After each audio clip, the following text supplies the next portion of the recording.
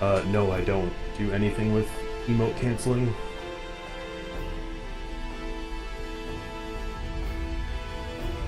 Dude, I keep reading your chats wrong. I'm sorry. I just glanced up and I thought that said technically that's 100% illegal. Or legal or whatever. Frick.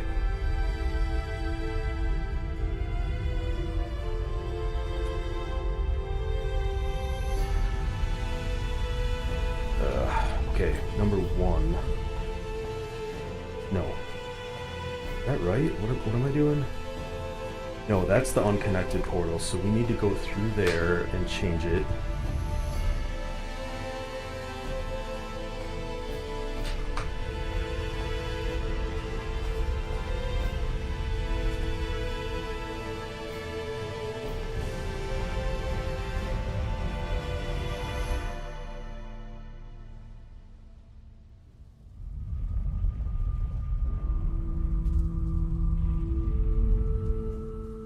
Then I need more of that, more of that.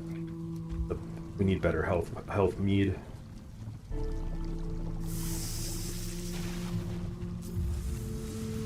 What did I just take? Stamina? Whoops.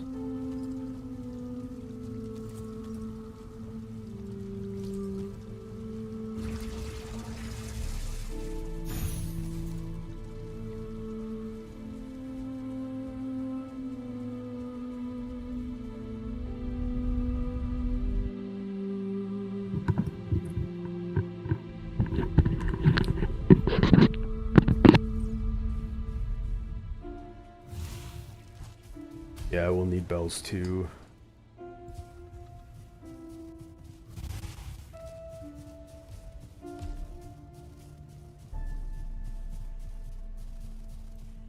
Okay.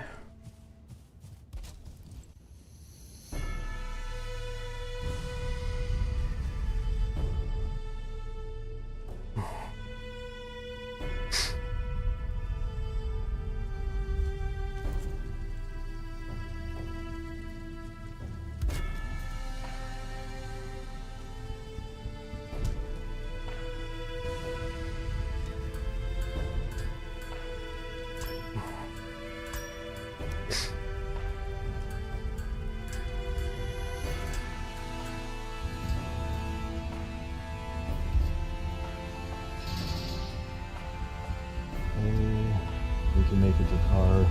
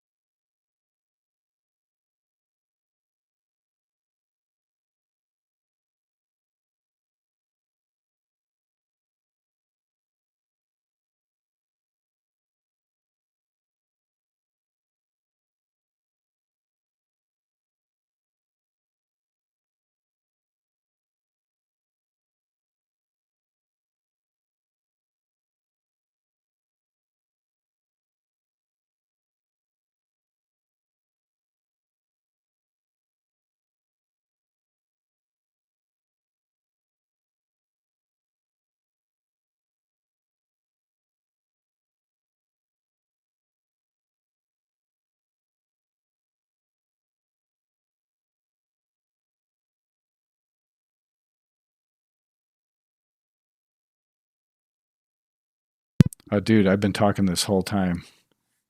Oh my God. Oh man. I just pull a thread menace. Oh, I've been going through all this great stuff. Um, wow, have I been on mute this entire time? I don't remember when I muted. Dang. Um, boy, do I feel like a dumbass. Okay, well, I'm going to back up a little bit and work through what I just did. Wow, double dumbass on me, man. Thank you for saying so.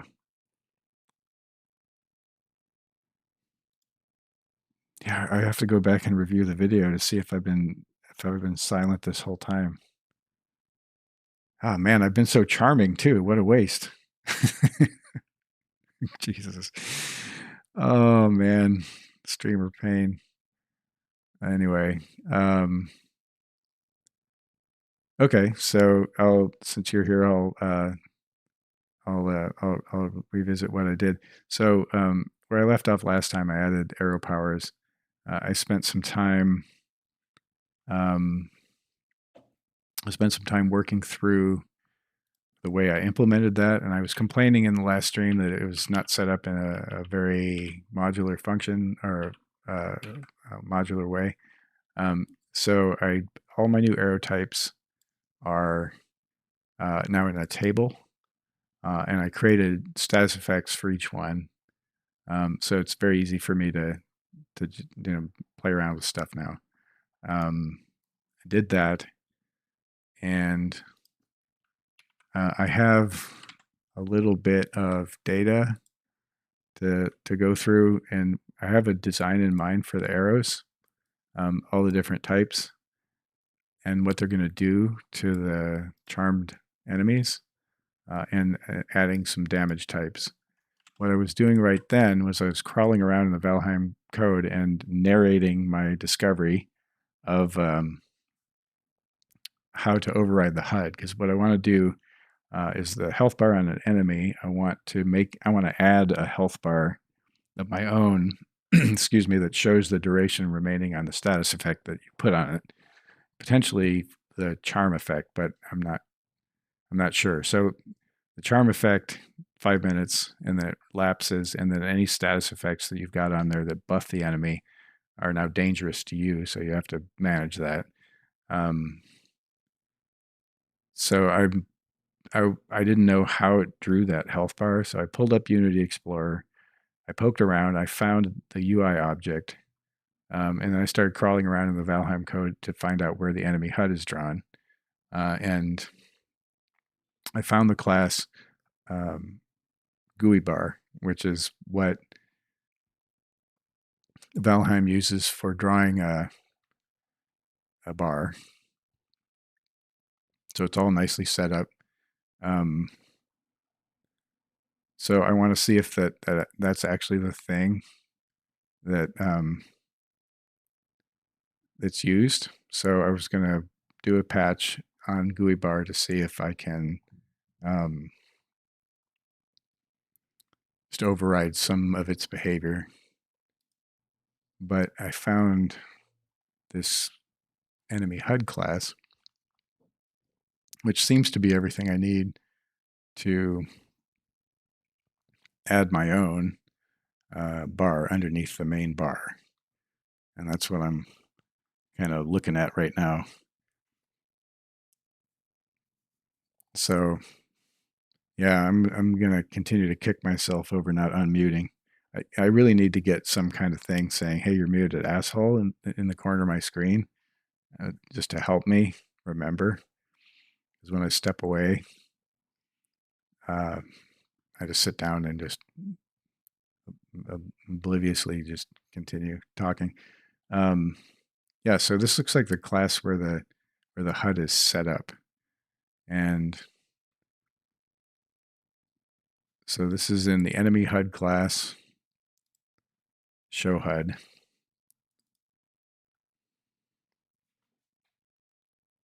There's a base HUD for enemy HUD. There's a boss HUD. There's a player HUD and a mount HUD apparently.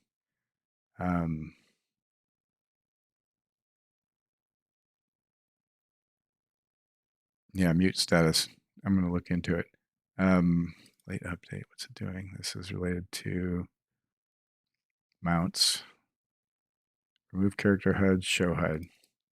Well, let's try this. I want to patch show HUD, and then after it does its magic, I want to poke the HUD and change it in a way that I can detect. So let's try that. I'm just going to add a patch here to the end. Harmony patch. Type of enemy HUD. Enemy HUD. Show HUD. All right, and that function public. Class enemy show HUD patch.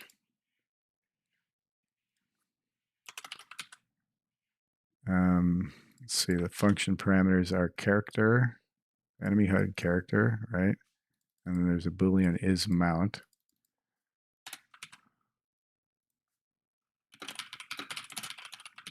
Okay, if not pacifist, return. If character is for null, return, that's fine. If not pacifist, return. If not pacifist or character is null. Okay. All right, so all I want to do here is take that enemy HUD instance and modify the color of the bar. So there's a base HUD. Oh, it's got a component on it. Oop. Ah, my eyes. So let's see what this is. This is show HUD character. The base HUD value is in HUD data. And then it's added to M HUDs, but for that character. So what I want to do is look in M HUDs, find that character, and retrieve that value. Okay.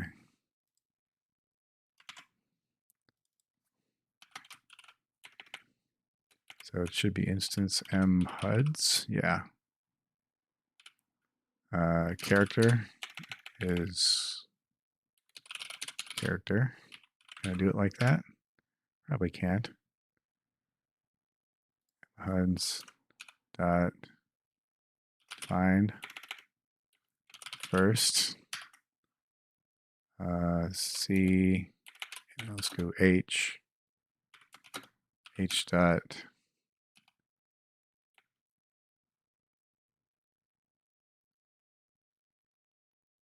What is HUDs? It's a dictionary of character and enemy HUD data. Is that find? I don't have a find. It's a dictionary. What? How do we use a dictionary? I think first enemy HUD data.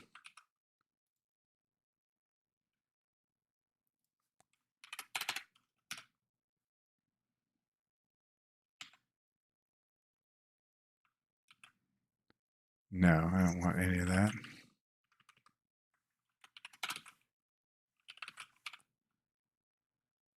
That's not right.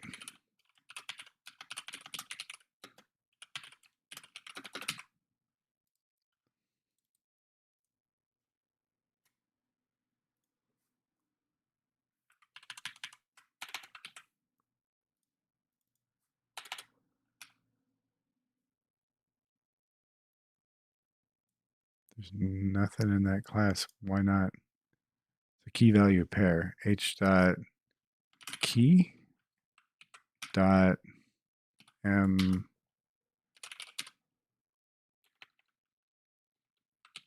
Right, the key's the character. Right. H dot key is the character.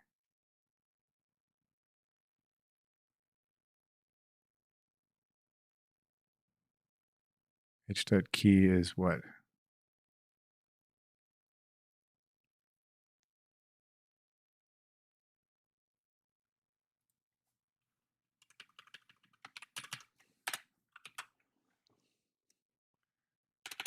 What am I doing? I want to find the first one, H, lambda expression, H dot key. That key returns a character, right? Equals character. That should be correct. Why isn't it? Why doesn't the compiler like it? Oh, because it's going to return the key value pair. So var HUD pair. Right. So I hate using var because it's a total cop out. Curse you, JavaScript and all other languages that have weak typing. If there are any programmers out there, you know what I'm talking about. Weak typing is a total programming crutch because it makes it easy to write bad code, and it also makes the old code hard to read. Because if I look at var, I'm like, oh, that's some variable. Oh, it just pulls it out of this thing. Then I have to go, well, what the hell is this thing? It's a dictionary with key value pairs in it.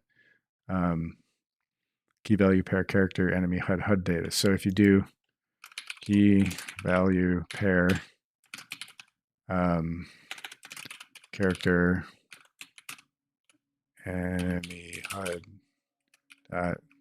HUD data and actually explicitly write out the type, which is, takes more time. But then the programmer, the poor bastard that has to maintain your code, goes back here and can see what HUD pair actually is without having to. So it's like, I don't know. I see those little convenience type variables like var as like a big fuck you to anybody that has to maintain your code. It's just weak. I get why people do it, but I just, Gen Alpha script kiddies out there writing awful JavaScript can, offend me. But I'm get off my lawn, whatever. All right, so that was a nice rant, a nice digression. Sorry about that, everybody. Managed to summon bile by typing in 3 letters into a text editor. All right, so anyway, I found the key value pair. I found the HUD data. HUD pair.value is the value of the HUD data object that we really want to look at. So enemy HUD data equals HUD pair.value. Doesn't it? Yeah. Oh, I need a variable name. HUD data. K. All right. So if we have a if we have a HUD pair,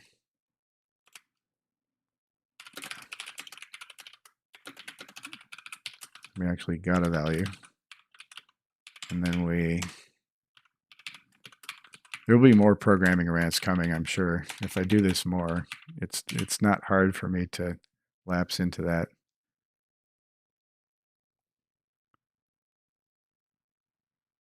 Oh yeah, it's not a nullable type, a key value pair, it looks like. So how do I check validity? What does first return if it doesn't find anything? I guess it throws an exception. Valid operation, argument null. Turns the first element of the sequence, but what if it doesn't match? Anyway, all right.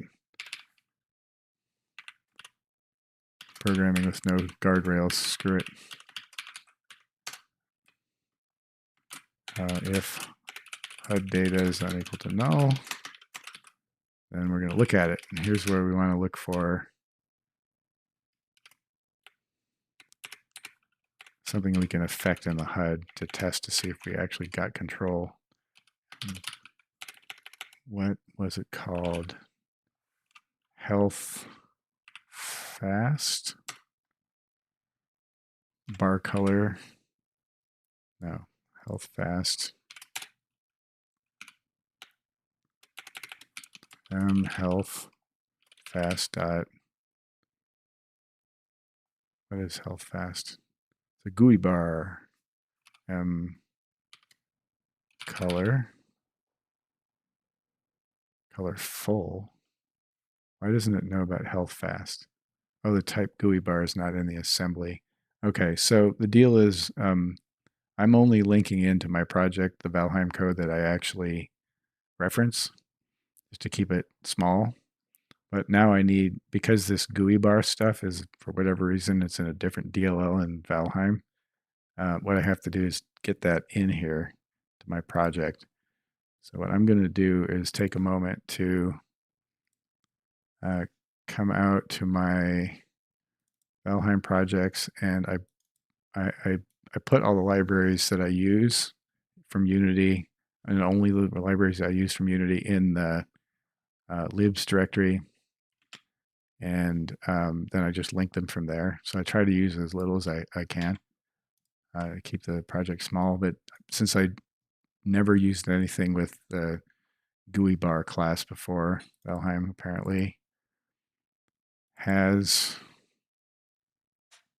has a separate object for, or class for that. So I'm going to move the publicized assembly. And when you're working on a mod, you want to work with, at least when you're working on a C# or Unity engine mod, work with publicized assemblies, which means there's a program that goes into their DLL or assembly or whatever, and finds all the functions and makes them all callable by you all callable by you wherever you want, whenever you want. It basically takes all the private stuff and just exposes it so you can go and poke around. It deals with an inconvenience of having to work from outside the code but pretend you're inside the code somehow, which you can do, but it's a mess. It's really handy. So I'm going to bring the GUI utils assembly over to my project. It'll get checked in with the rest of the code, and then I actually have to add it as a reference so that I can call those functions. Okay, so now I can look around. Yeah, so now it knows what health fast is, and there's going to be a color somewhere here. Set color, and then I just pass in a color. And so we want something really garish. Usually cyan is a good, or magenta is a good one. So it's all red, no green, all blue. That'll be hot pink. And then if I see hot pink on a health bar, I know I'm patching the right function. And I think there are a couple different health bars there, and I don't know what each one does. There's a health fast friendly, and a health slow. So health. So I'm not sure if those are used for an enemy or if that's just part of HUD data. I guess I could look, but I thought in the code that I was inspecting earlier, it made all of them. It appears to make all of them. Maybe health fast friendly is the main one.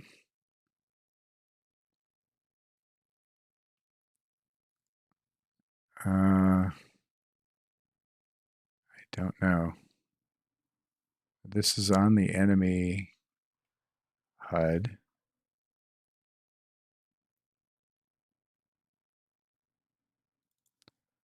update HUDs. Character as player.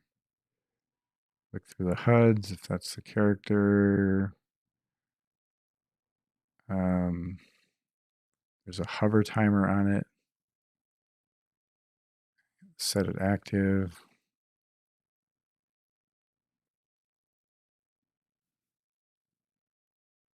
Health slow.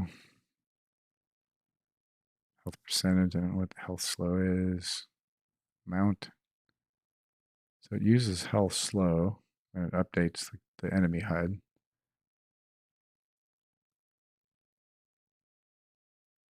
Health percentage, yeah.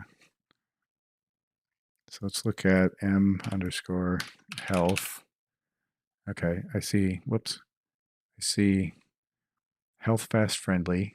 If it's instantiated, well, that's just the Boolean. Health fast friendly set value. No, it looks like it uses health fast friendly, and health slow for different things. Did I see health slow? I thought I saw it.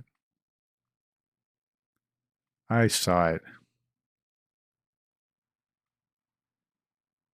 I didn't see it.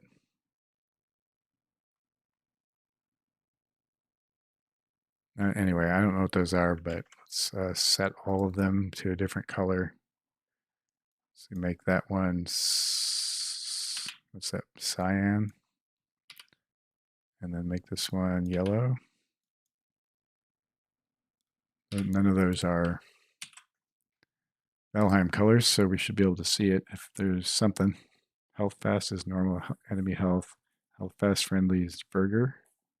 Oh, that's a good thought. Yeah. Health slow bosses. There's a special boss bar there. But friendly sounds right. Like that's the color. It'll be because when you see a health bar in the game, it's red if it's an enemy, and as soon as it's friendly, like I change the faction or I tame it, becomes green. So that's probably health fast friendly. But health slow, I don't know. All right, that's red. So I'm not affecting his health bar. Am I actually patching this? Okay. Not seeing any garish health bars here anywhere. Let's charm you and see if it changes. Straight up shot him in the face. Well, for one thing, we're not playing in pacifist mode, so that would explain why I don't see it. I'm going to get something to drink and mute myself and not unmute and unmute myself when I get back, not forget to unmute. Just a sec.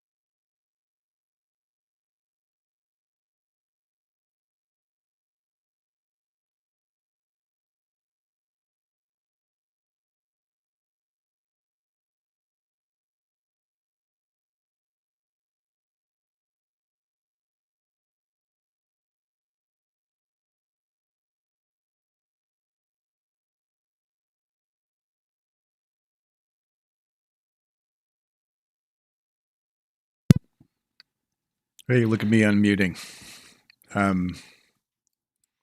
Right. Okay, so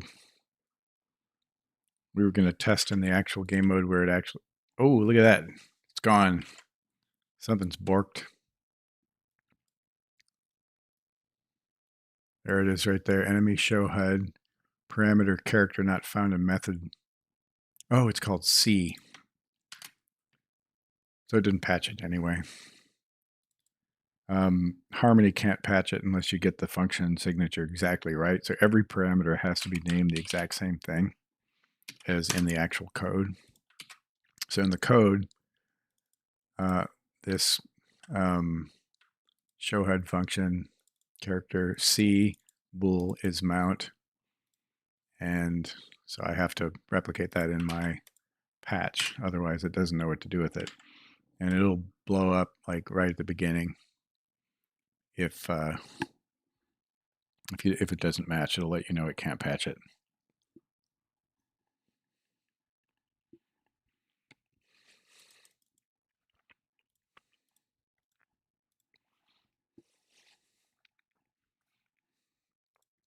Hopefully you guys can't hear the sound of me eating fudge because I think that would be really disgusting. My 77-year-old mother sent me a chunk of fudge, which is great and awful at the same time. She's a sweet old lady. All right, kill that. All right. Dang it. What am I doing? Stop it. Okay, stop. Okay. Suddenly I'm a little. Oh, there! Look at his health bar. Ah, it's magenta. So if it's magenta, that means it's health fast. So I charm him, and this will be health fast friendly. Yep, it's cyan. So I don't know what the other one is. Slow. All right, so that's good. That means that what I've done is I've identified the place where the HUD is drawn. So really what I want to do now is I want to make another GUI bar object like this and lower it down on the HUD a little bit and then poke it with my own data. Look at that, man. A couple successes in a row. Nice. Nice. So I don't know what this fucking thing is right here. What is this? Here's one for you, Volt. Can you read the text on my screen? Like the code text? I've got it super big, which I'm hoping is legible to people watching the stream because it's a lot. I would think it's a lot more interesting if you can see the text because I like to point at stuff. But I can make it bigger. I can also make it smaller, which would be a lot easier for me because I can only see like 20 lines of text here.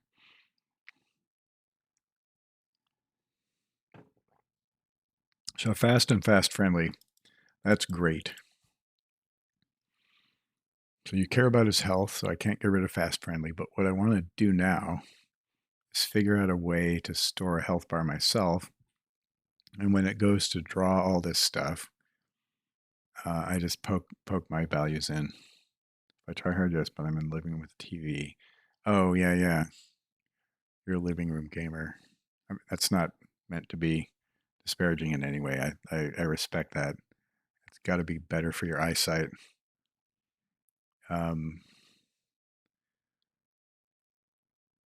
Okay, yeah, I wonder. Yeah, I could try making it bigger like that.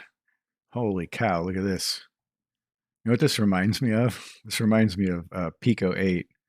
I'm gonna do a small digression here. Pico 8 is this fantasy console. And so in Pico 8, you get a text editor. Let's see what if I have anything here. This is how you program in Pico 8. It's like a pretend computer / console from the pretend 80s that never happened. And so yeah, here it is. So this is the this is the code editor, And so this is what you program in. So I guess I can kind of do this. What version is this? Spawn loot. I loaded this up on a stream before, but oh, yeah, it's loaded. This is a Valheim clone I'm writing in an 8-bit machine. With you only get 64K of RAM and you get a few sprites. I don't know. This is a side project that it probably will never see the light of day, but there we go, dead deer. Anyway, that's something that I think about from time to time and feel tremendously guilty that I've abandoned, and then I distract myself with something else so I don't feel so terrible about myself.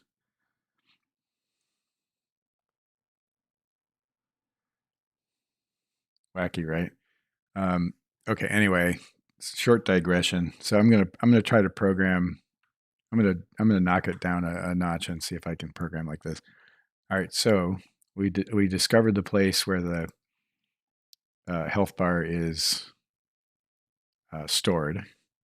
So now the trick is to set up the enemy HUD with an extra one that's mine for the charm, and I think that's totally doable. Okay, cool. This is exciting. I want to do this. So if I look at the Valheim code and the enemy HUD, there's a awake function, which these objects are already set up. This base HUD, which is what I'm looking for, I think. These are the HUDs. They're stored in the object, and they're already there. Maybe in the constructor. Where is it? Yeah. No. So, okay, how do I go about this?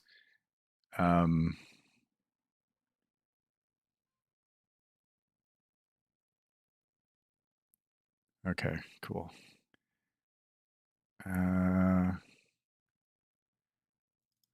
Character HUD removes this character. Okay, that's fine. The M. So if the list of HUDs contains so it's sorted by character. Enemy HUD appears to be not on the character itself. Is it a global thing?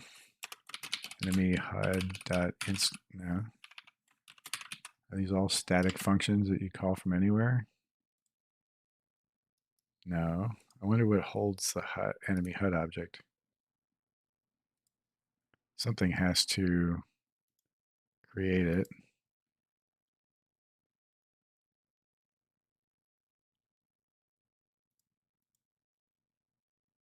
There's an enemy HUD.instance. So this looks like what they call a singleton. So there's a static enemy HUD instance. So it's called M instance. Enemy HUD.m. No?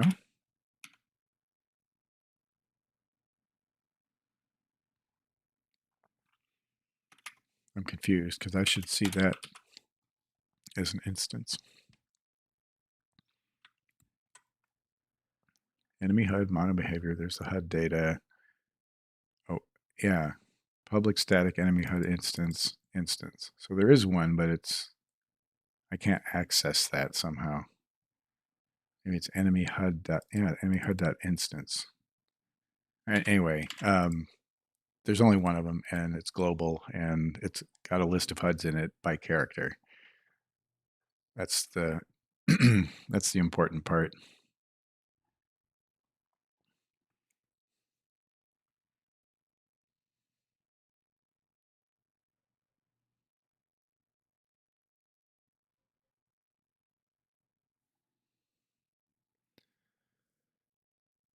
Okay, so how do we do this? When we add a HUD, like right here, we're doing show HUD. When we add, okay, so I don't want to mess with that. Show HUD, maybe it is show HUD. Update. Showing boss HUD, get active boss, remove character HUD. So it gets removed. MHUDs gets removed here. Show HUD is where it gets added. Yeah.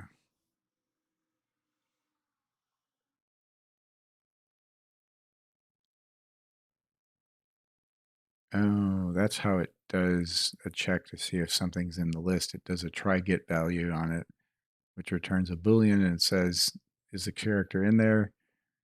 Oh yeah, here's the value. Oh, I don't care.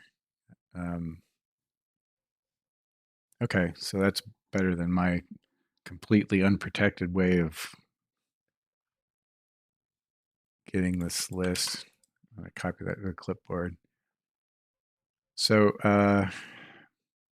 yada yada yada, create a thing, add it to the HUDs. All right, so this is where it gets created.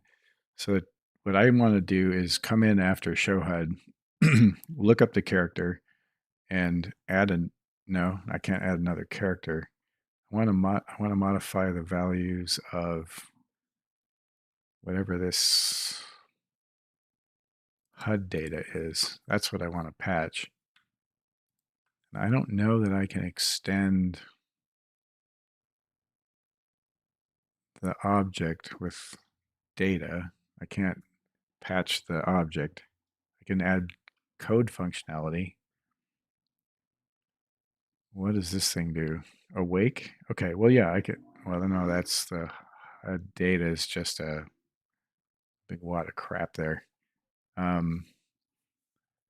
if I can patch the constructor of a HUD data to add my own data?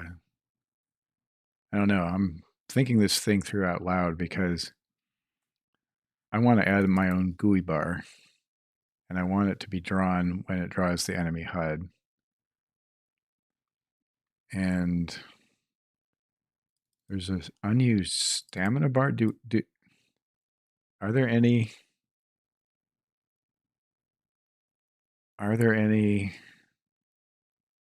enemies that use a stamina bar? I think this is just generic for anything, including the player.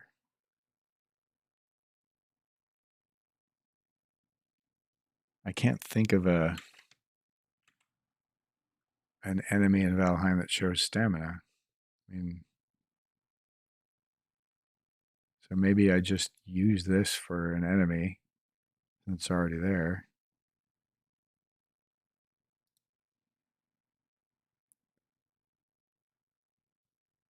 Find references.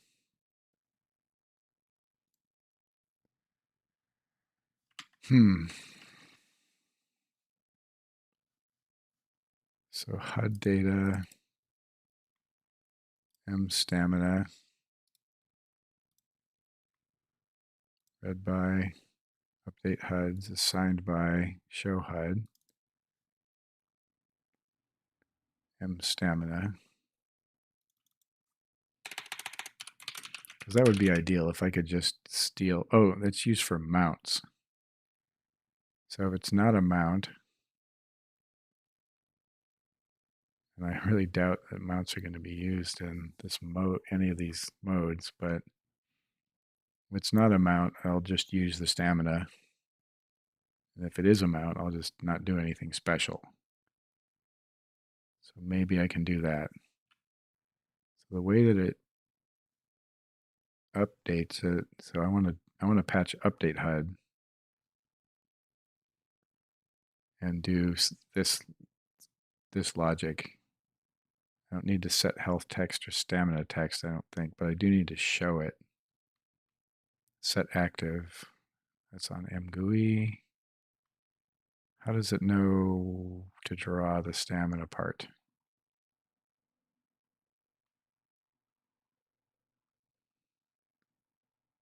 Set active, false, set active.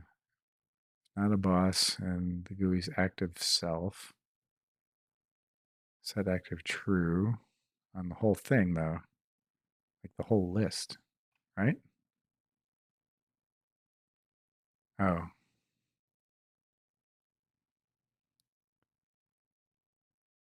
That's the game object for the HUD. Okay. That's not HUDs, that's mGUI. Okay, all right. That is the GUI object on the player, or the character, I think, right? What's value? Value is the HUD data.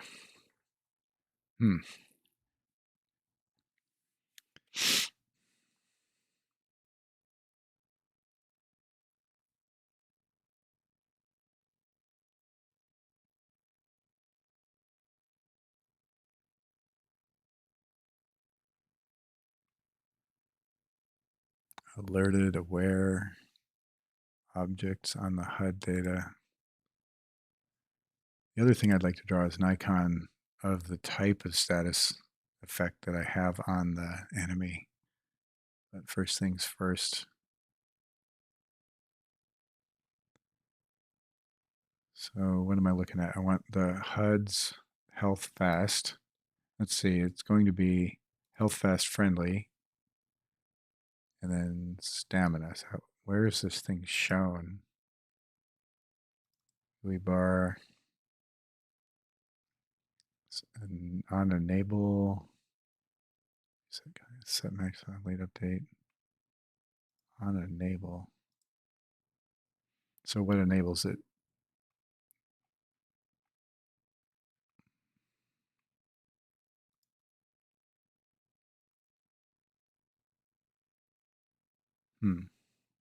Hey, X. Hey, personal best, huh? That was quite a run.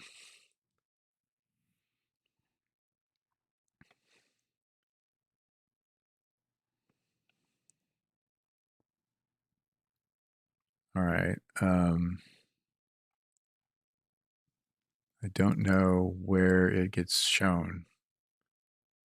Maybe if I set its values, it will show up.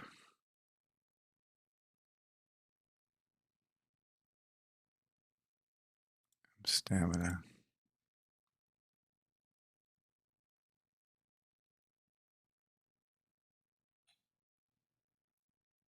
Get stamina, max stamina, set value. Looks like the value is between 0 and 1, so that makes things easy.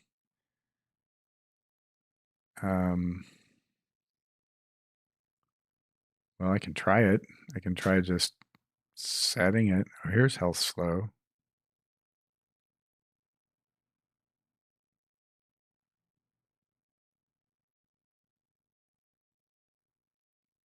Is that maybe when you take health, it like animates up and down, and so health fast is the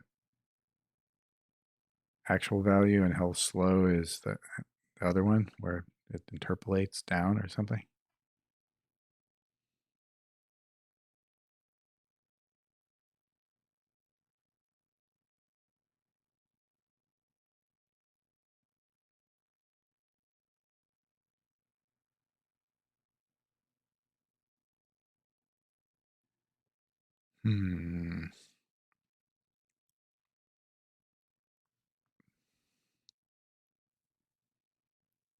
All right, so I'm thinking I have to patch update HUDs and then just poke a value into the stamina bar and see if it shows up. So here's one for you, Xmal. Are there any enemies, non-boss enemies in Valheim that show a stamina bar? I think the only place I see it used is if you're riding a mount. I want to use it. I want to reuse that object in my mod without like borking the hell out of everything. Let's try update HUDs patch and see what happens. I'm going to create a new Harmony patch here.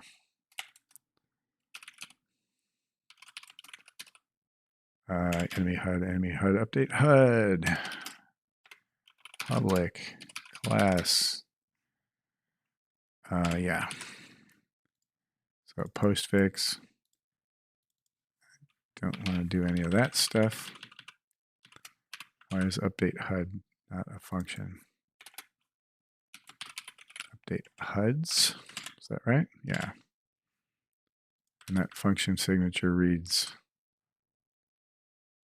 enemy HUD,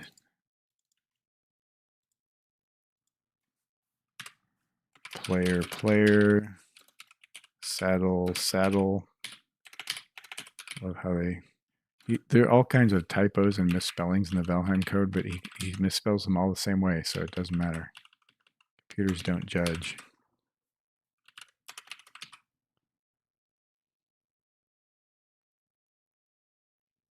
Oh, thanks, dude. I appreciate. Xmal says I also linked your stream in my chat when I ended. Thanks, X. Jordan's here. Hi, Jordan. This is like wandering inside the Matrix. Yes, it is. I don't know if this reads on screen. You guys can tell me if you can see anything right here. But this is the Valheim code. And these are all the objects and the functions and variables inside Valheim. I made it bigger so it's maybe legible. But yeah, I don't know if it is. I can't tell. I'd made this code super big because this is my code. You know, I like to work with the code about the text about yay big when I'm programming. But I know that's not readable. So I made it big like this in the hopes that you guys can see it. And if you can't, I would love to make it small again because it's, you know, I can make it really big. That's mostly useless. Maybe make it that big, maybe. I don't know. It feels like I have mental mittens on. I'm going to try right there. So, all right. So I'm patching. So what I'm doing right now is I found this. I want to put a status bar as a timer underneath the enemy's health bar that displays how much time is left on the effect that charm applied. And so I'm trying to find where in Valheim to do that. I found the object that it uses to draw it, and I was able to colorize it. So I verified in game that my patch works. I'm able to change the color of the health bar. I can manipulate it in other ways. Great, I can get it. And so now what I want to do is see if I can. Oh yeah, I had something on the clipboard I wanted to keep, which was something in their code. What was that? There's something, the way that it tried to get an object out of a list, and it was much safer than what I was doing. This one. Oh, this one. Thank you, Valheim programmers. That's a better way of doing it than what I did. So I want to try get value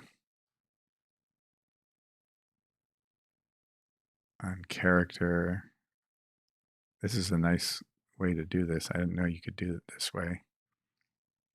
So if mhuds try get value, HUD data,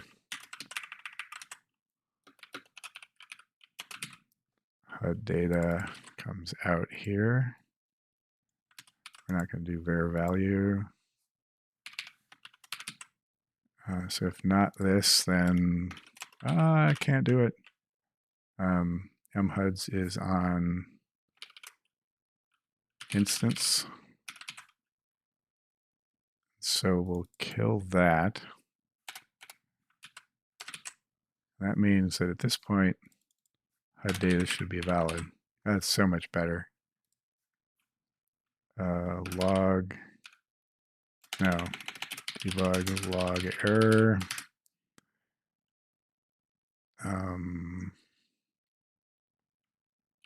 Could not find character. Could not find character C.name. Let's protect that. In enemy HUD.mhuds list. Okay. Return. That's much safer.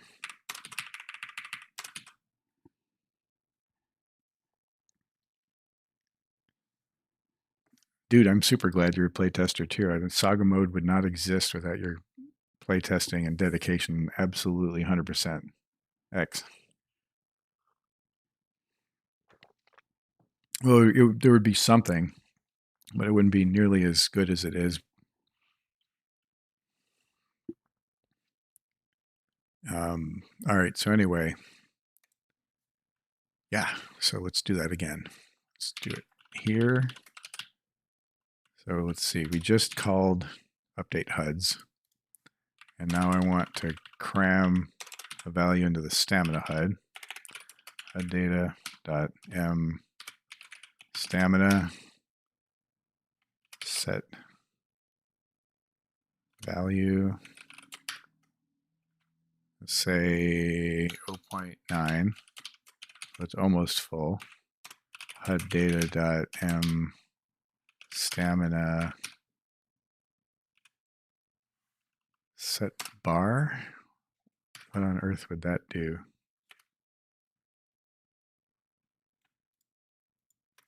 Come on, Microsoft Copilot.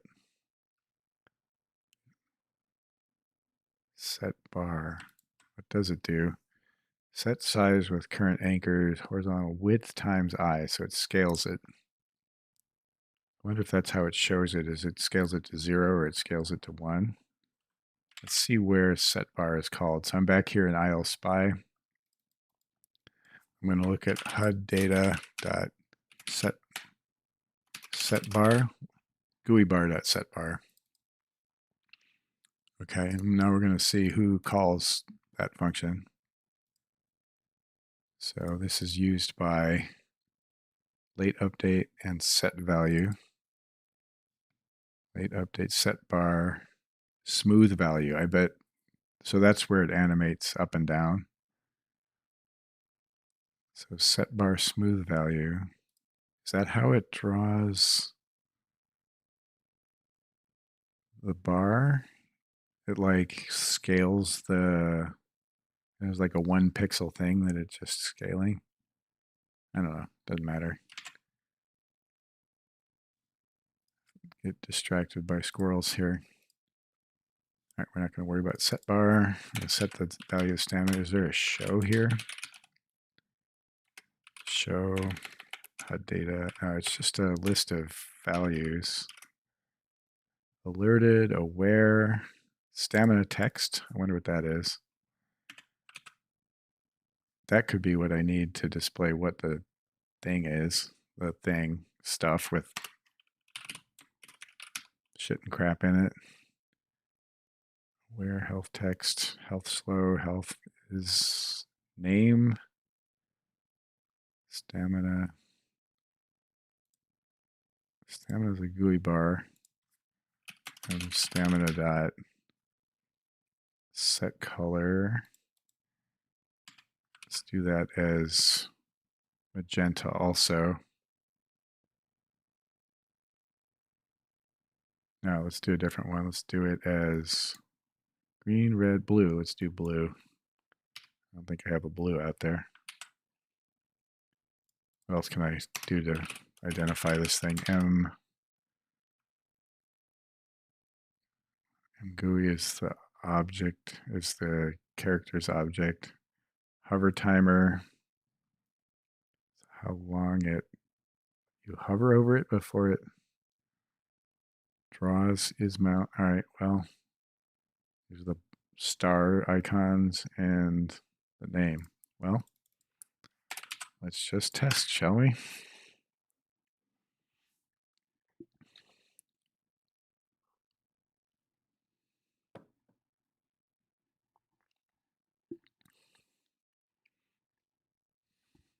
And while it's running, I'm going to eat this tiny piece of fudge.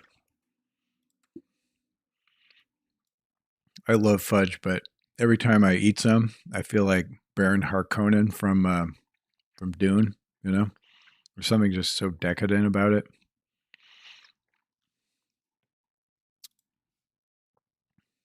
Why did that not run? Oh, hold on a sec. Try get value player, huh? Wait a minute.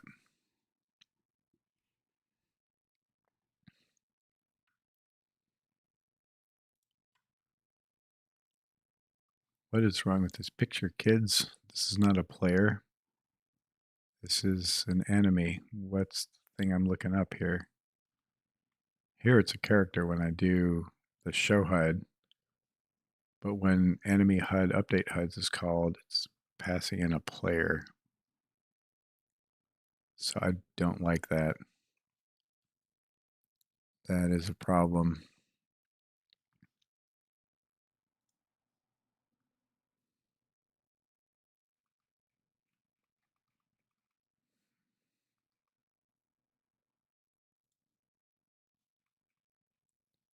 That's GUI bar. Where is enemy HUD?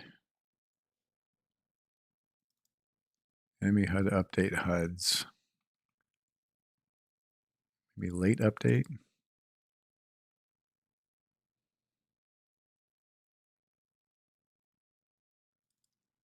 Update HUDs goes through each HUD. Sets a bunch of values and or removes a character from it. All right, well, so how do I know what character I am?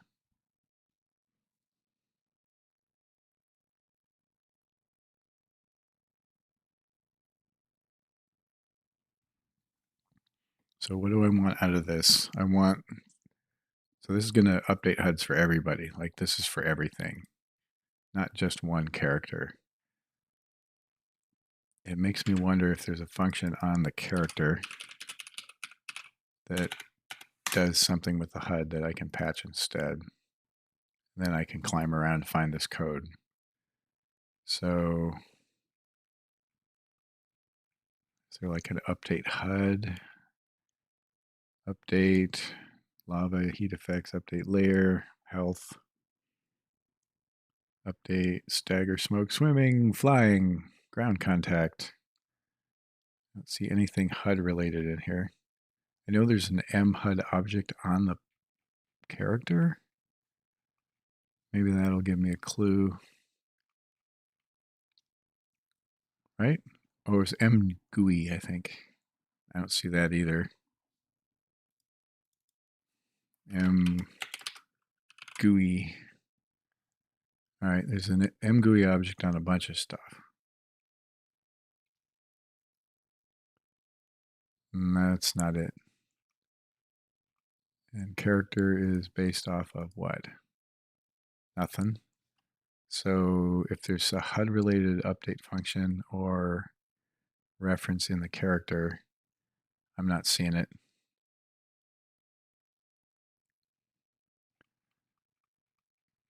Can I get the whole object and search? Let's see if there's a HUD. Don't hide boss HUD. Enemy HUD.instance. Okay, here we go. On destroy. Oh, it's just removing it from the enemy HUD. Okay, so there's not. So what I'm going to have to do then is when this update HUDs function is called once per frame for everybody. I'm going to have to instead find my guy, actually go through every guy. So I don't know who my guy is. So for each,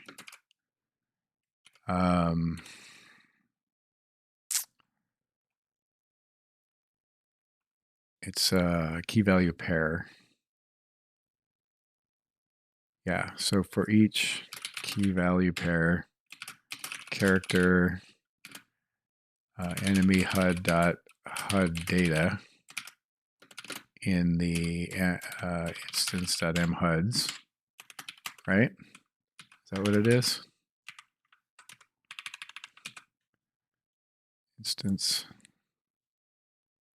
isn't that what it is? Enemy HUD data character, key value pair for each key, okay. HUD data, okay.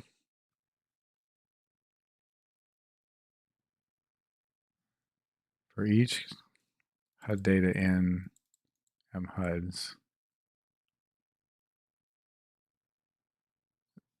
Oh, it's a diction. Wait, what?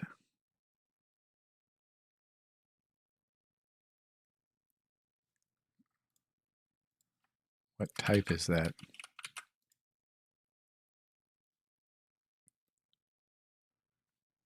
Okay, mHUDs is a dictionary.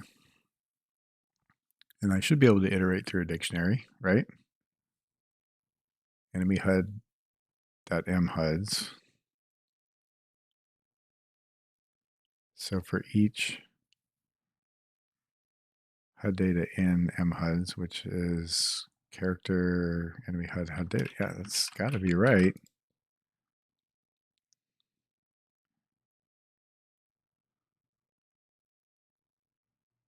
Oh, why? Oh, because it's down here. Oh, that's annoying. My fault. Let's see. Reading chat. At the Jack Daniels Distillery, they have a Jack and Coke, and also a Jack and Dr. Pepper Fudge. What? They like, is Dr. Pepper not enough without fudge? Dr. Pepper Fudge. That's my. I'm not gonna. I'm not gonna. I don't. I haven't decided what rating this channel or whatever is gonna be. I think X is probably the right rating. R at least. But there's something like the name about the name Dr. Pepper Fudge that just tickles me. Just the way it comes off the tongue. I would not want to be treated by a doctor named Dr. Pepper Fudge.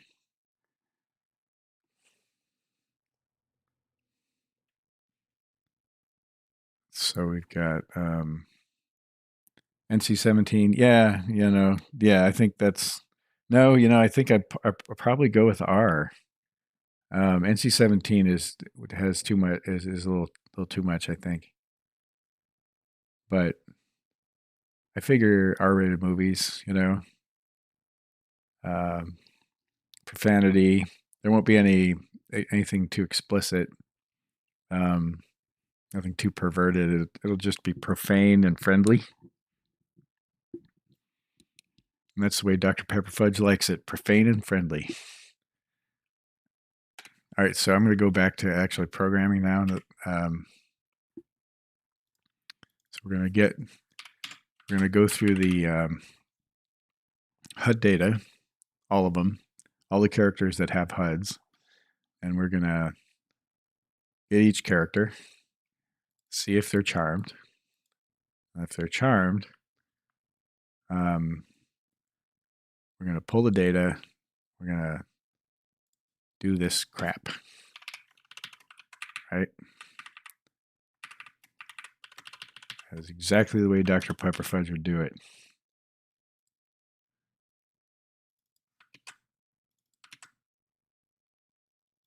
HUD data. The key value, right? So, right, okay. Data's value, HUD data. I can forget about that.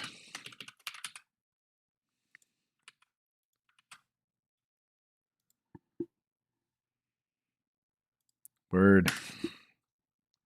All right, so we'll see if we see any kind of. Dr. Pepper Fudge would definitely be a proctologist. Yeah, definitely would go there. See, I was thinking that would make a great like porn star name from the 70s, where like his like gimmick is that he always wears a cape and a stethoscope.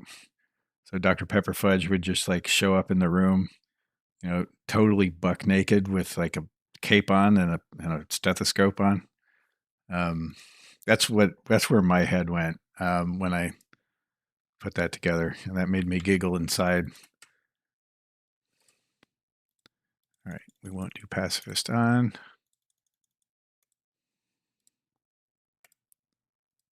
Peace, Nick.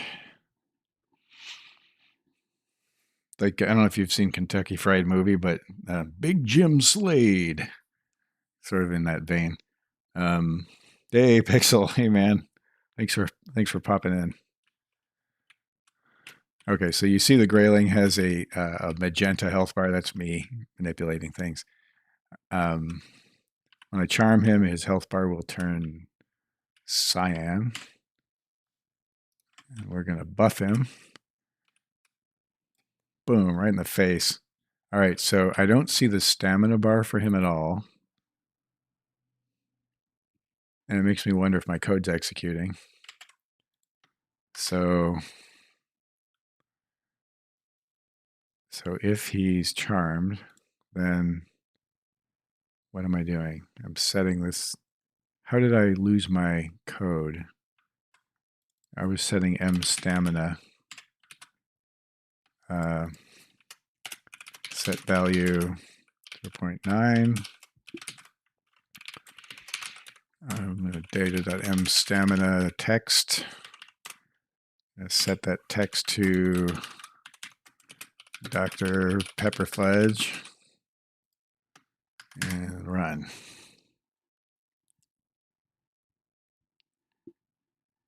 No, I'm open to ideas. Pixel. I don't know if you saw X's Trailblazer stream tonight, but he scored like, what was it? Like 31 something? It was personal best. I think it was above 3150 maybe? 3130? I didn't get the final score at the buzzer, but it was quite a run.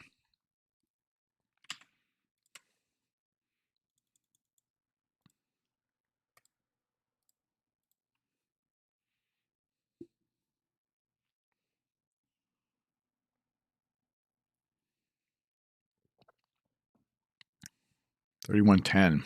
Nice. Oh, hey. Okay, let's shoot him. Come here, let me shoot you in the face. Okay, well, there's no stamina bar. Oh, but I do see it's throwing mad exceptions right now. So that might explain why we're not seeing anything. Object grab is set to an instance of an object, line 1051, which is right here. So M stamina is just straight up not set. And that makes sense because there is no stamina bar for an enemy. And I was hoping they would be made, but not there, like made but not used. But it looks like Valheim makes them as it needs them. That's, makes a lot of sense. And it's probably set up in the Unity editor, and I don't know anything about how any of that works. Get doodad controller. Doodad. Get doodad controller on the local player. It's funny, doodad. And right next to the thingamajig. Sometimes you want a doodad, sometimes you want a thingamajig, and sometimes you want a what's it, and you've got functions for all those.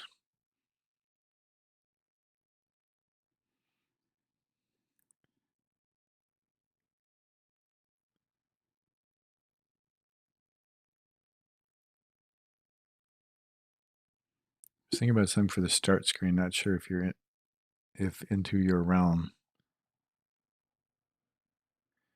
The start screen, like my kind of sad UI that I display at the main menu, that definitely could use some work. That what you see there is like, I'm not going to try to figure out how anything actually works. I'm just going to poke around until I can cram something on the screen and then fight with it to get what I want. So I'm definitely not married to it.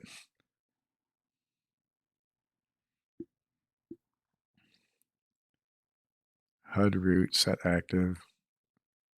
Yeah, so what's the trick here? The trick is I may be going down a little bit of a rabbit hole here, but I'd love to get a health bar up. So if let's go back to enemy HUD. Stamina, GUI bar, right? So something makes this GUI bar.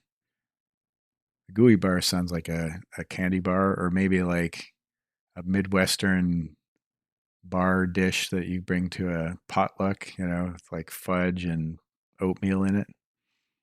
Or, I don't know, something that Cadbury makes.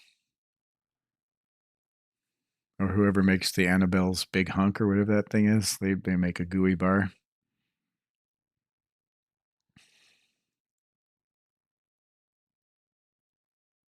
Oh yeah, mocking something up would be awesome. You're a very visual and like artistic person. That would be super helpful. Cluttered is a good word to describe what the initial UI is. It's nice to have all of the information there, but it's kind of like blasts you in the face with a wall of text, and that's not super user friendly. No one likes to be blasted in the face with a wall of text. I mean, I don't. I mean, maybe someone does.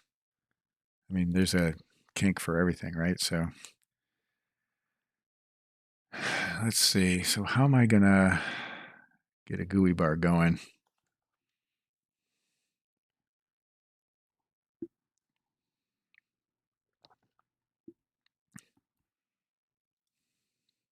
Maybe it's enough to do stamina text, but I bet that's not even there. I wonder what health text is. All right, let's try killing that because that's throwing an exception because it's not there. You know what? I'm going to leave it there, but protect the call. And try it there too. Can't do that. Data.m health text. You own me. What? That's not too bad. Let's see if either of those UI objects is available. I definitely am interested in doing the least work possible to get the functionality that I want, and I don't care if I'm doing it the right way. And that separates me into a second sort of a separate class of modders, because people like Azumat or Margmas or some of the more talented and skilled and experienced modders can do it the right way. They understand Unity, they understand C# and all that, but that's not the way I roll, man. I poke it until it works and then walk away.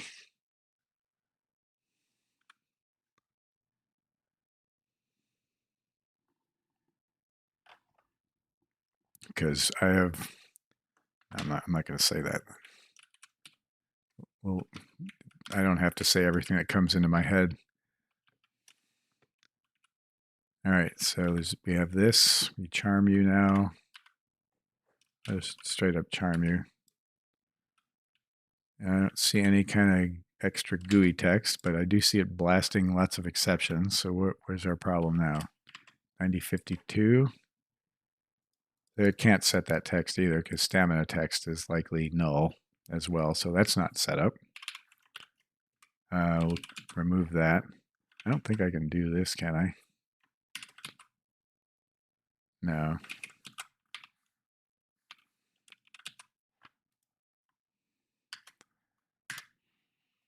Yeah, the hacker way. I don't know. I've done a little bit of reverse engineering stuff, and this is like very lightweight reverse engineering. So you just kind of, I mean, that's, as a kid, I took shit apart and I couldn't put it back together, but I took it apart so I could find out what all the stuff was and kind of how it worked. And this is just really a very fancy form of that.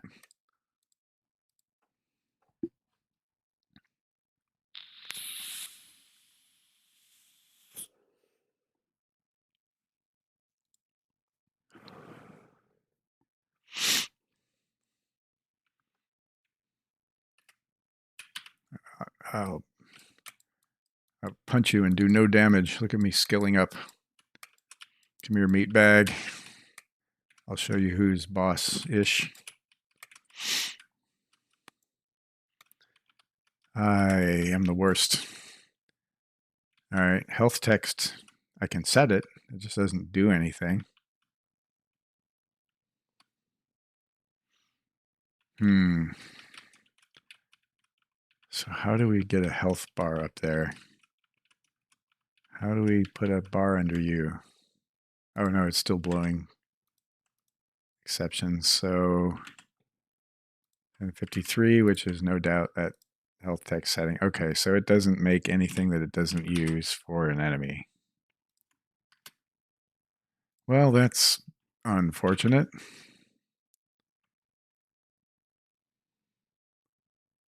So what do we do to just poke something in there so that it draws it and then forgets about it?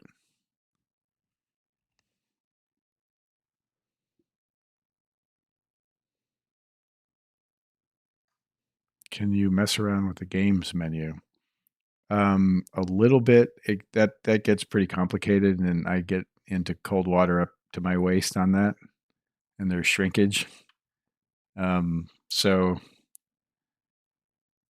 possibly it's not easy to do. That would be a deep dive for me to actually uh, change their UI. And one of the things that modders can do, and some of the mods that I've seen do, is they load up the assets in Unity and they're able to create their own GUI layouts and windows and stuff like that. I've avoided having to learn any of that.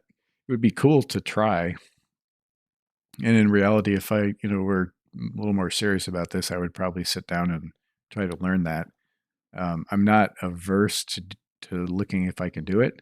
And most stuff in Valheim is very no bullshit, straightforward. I mean, the code, the way everything's structured is very no bullshit, straightforward, and you can, kind of do what you need to do with it. So it probably isn't super hard, depending on how complicated a UI you would want to have. So I'm hedging pretty heavy on that one, but I'm still open to lots of suggestions. And who knows? After this after Pacifist, or if this is a dead end and there's no fun here, cleaning up the UI might be a good exercise in learning stuff. So I'm equivocating a bit, but I'm open to it. I could change his name to say charmed or put what the charm is, but it would be janky to put a percentage timer on there or something.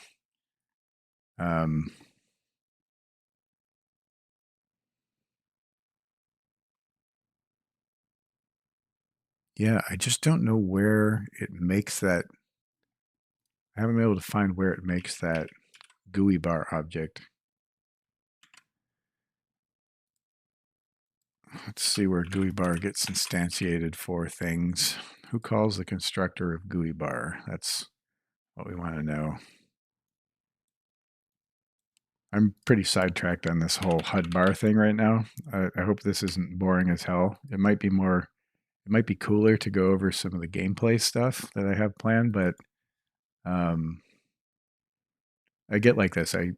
This is part of my ADD or whatever. I go down a rabbit hole, and then I just can't let it go. And then it's like 2 a.m, and I'm like, "Fuck, what did I do?"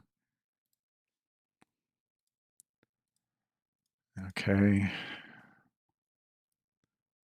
I don't know where it's. Okay, I don't know where the constructor's called from, but let's see where the object is actually used in the code.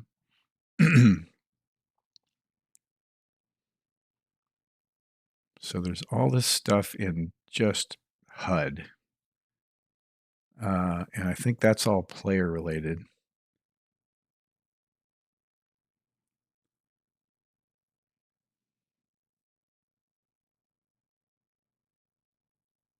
Durability and weight info. No, that's for different parts of the UI. So there's enemy HUD and then there's HUD. Adrenaline bar, ITER bar, that's all player. Stealth bar.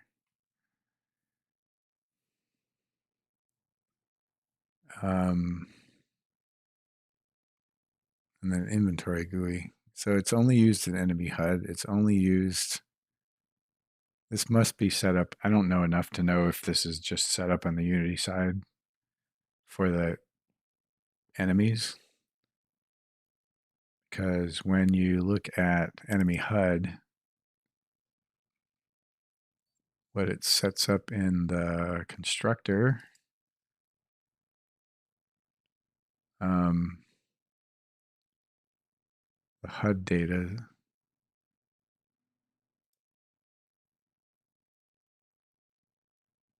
where it sets up the HUD data. Where does it set up the HUD data?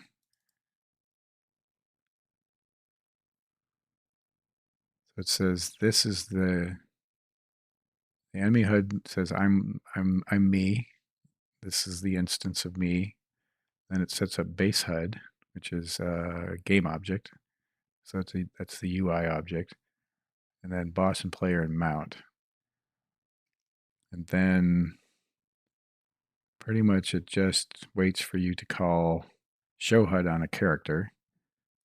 And I don't see it making, oh, it does make the HUD data right here. And it gets component GUI bar off of something in the GUI. Okay, here's where I'm out of my depth. Health, health fast, health, health slow of the mGUI object, which is the game object that refers to the user interface hierarchy. So I'm looking probably, I need to look in the game for some of these objects. And here's why stamina is not created is because it never initializes that value. So I'm going to cheat and I'm going to, what's value here? Value is the HUD data. So I have the data.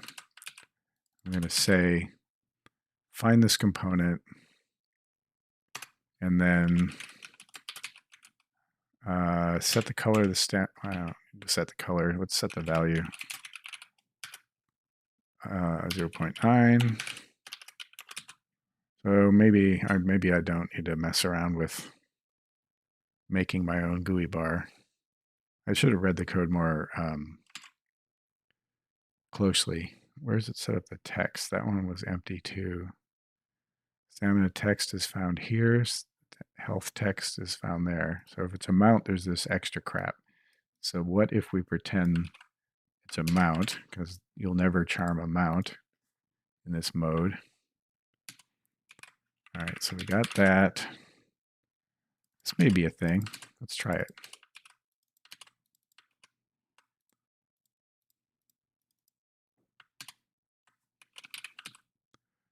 Oh, come on, dude. Dataga.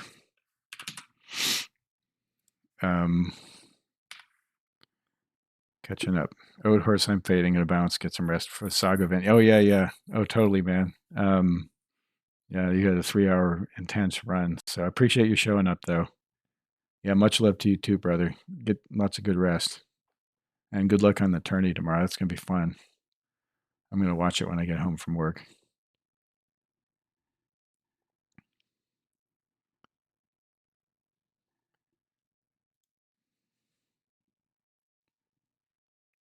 Okay, so we'll do this.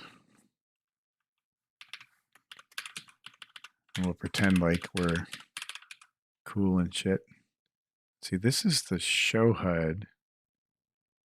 So why don't we just do this instantiation stuff in the show HUD? That's really where it's done. So it'll do its show HUD, do whatever it likes to do. I'm like, meow, is this pacifist? This will break. This will be a test, but this will break mounts. But we can find those objects in the UI and create them, and then we'll try to manipulate them. See what this does.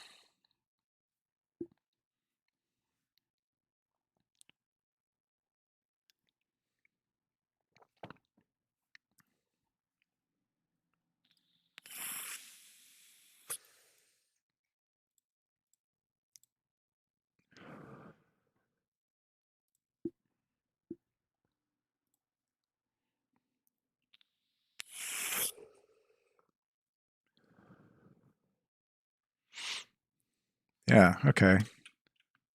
So it's not in the right place. But a whole bunch of shit is turned on because it's throwing an exception. Why? Object reference not set to 1030. What did I do? 1030. So I can't find this for the enemy. There's something there though. Look at this. Oh, I can't look at that. So the Grayling doesn't have that. Based on the crap I see right here.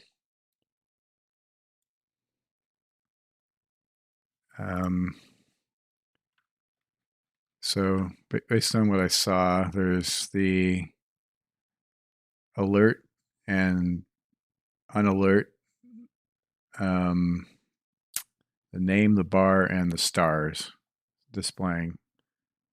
There may not be any other text bar in the HUD, GUI bar in the HUD. So it looks like I can't get this GUI bar component. Can I get the other ones though? Let's see if I could try a safe get. GUI transform find. All right, that should be all valid, but it won't necessarily find those. And don't know if I can do that. I can't do that. Can't do that. Stamina text is a TextMesh Pro UGUI. Can I do it? If data.m stamina text equals null. Yeah. It's unequal to null. I can't do that.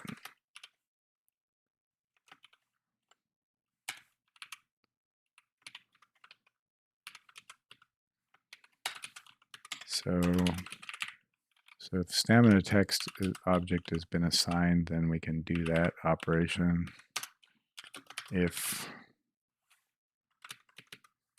health text has been assigned, we can set it. Bollocks. Fighting with curly braces. All right, so that'll probably run and not throw an exception.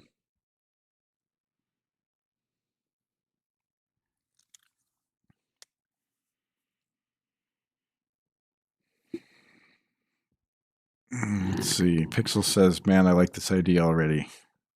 I'm not sure what you're referring to, but it sounds like you got something cooking. Are you cooking right now? Let me cook, the kids say.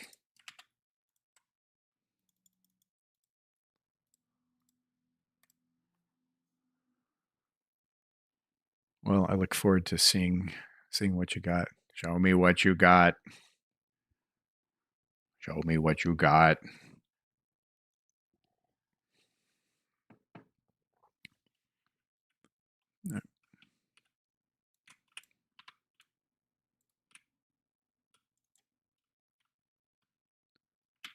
Well, it's not throwing exceptions, but it's also not doing anything. So, quack. All right, so another dead end.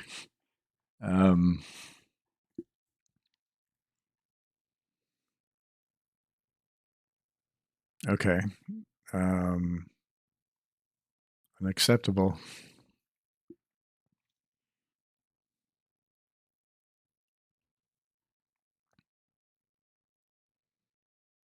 All right, so what I want to do now, right meow, is go into the game and inspect what's actually available for the Grayling. Yeah, no hurry, man. I've got another hour and a half of this in me, I think, tonight.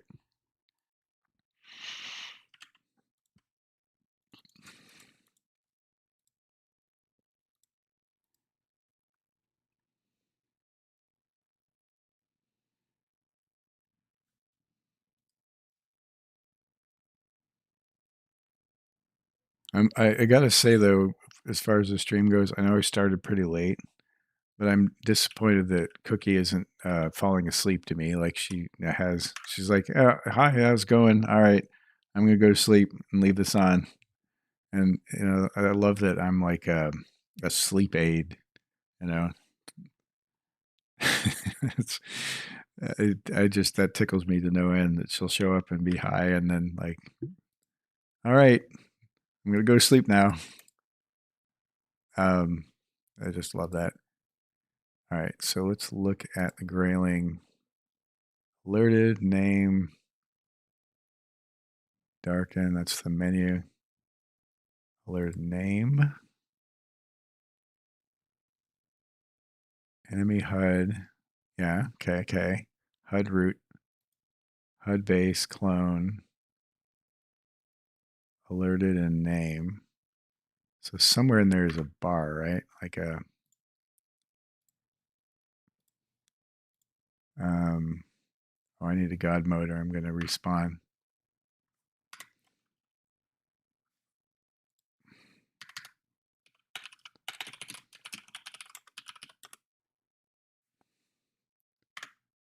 All right, and we are going to try to capture you here. GUI inspect your health bar. Game mode text, no. That's no, not even close. Is it a world object, maybe? Terrain.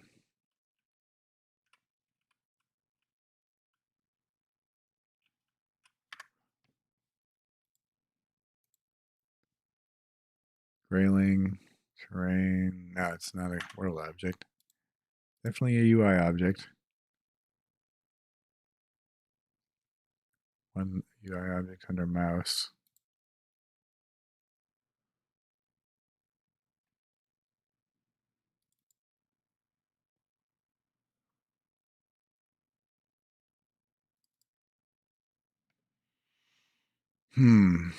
No, no, and no.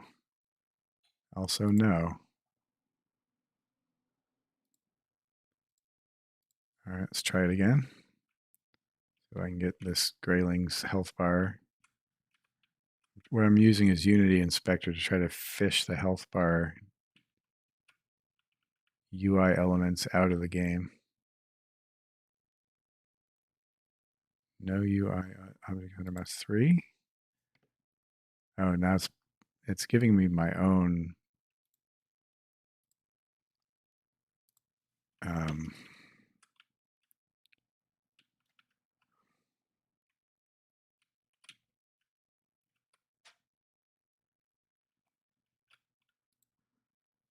just the 3D viewport. That's not what I want. I suppose I could walk the whole scene. Let's try that.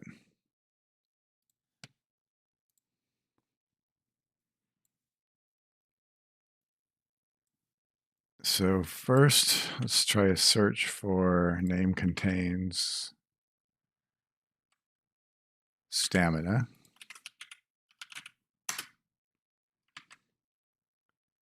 Health.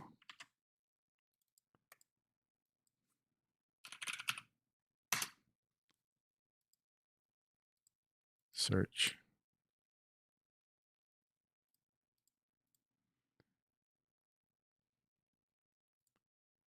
All right, there's a GUI bar.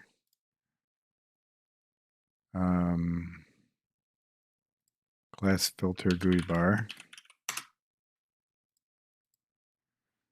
Okay, so these are the health bars in the scene right now.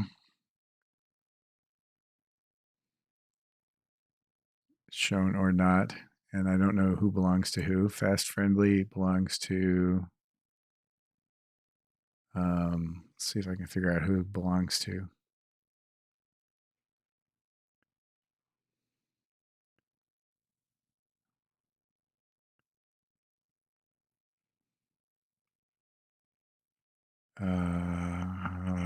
Beavis. No idea. It's in a component. The component is on an object. The object is what?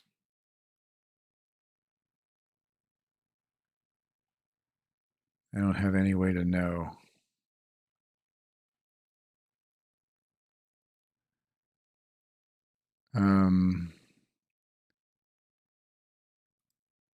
Game object, rect transform GUI bar. It's the same thing. All right, well, that's not helpful.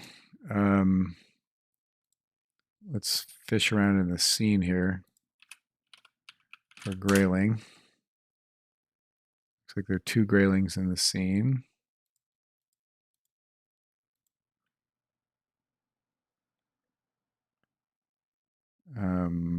Humanoid.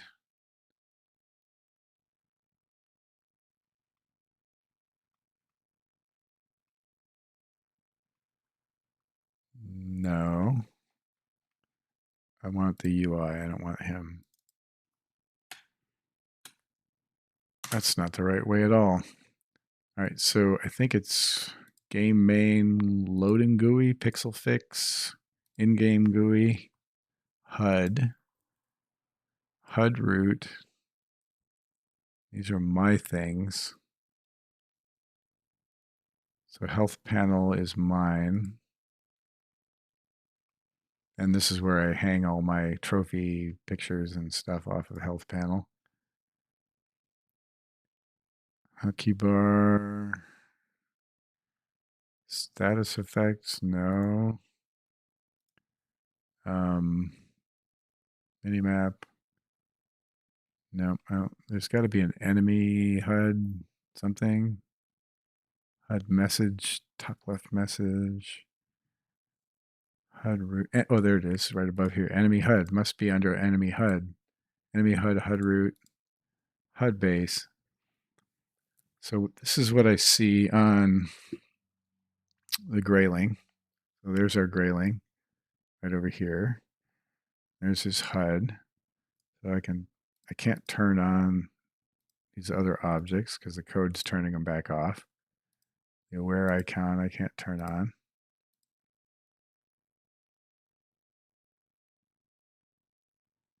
I can turn off his alerted. No. So the code is totally. I turned his name off. So health has a health slow and a health fast. Can't turn those on or off. Health fast friendly. Can't turn that on or off. Background. I can turn the background off for his UI. Looks like darken. Yeah, it's something around the bar. Oh, I never noticed that, but it's very subtle, but there's a little gray box around the health bar. Alerted, I can't do anything with that. Yeah, so there's no stamina, anything there. Added to the scene. And I don't know. So my attempt to look that up in the code, stamina fast, health text, those are just not there. So when the little dude's created, it just doesn't have that stuff for him. So the trick, I think, is to insert my own crap into this by cloning what's there and sticking it in on him.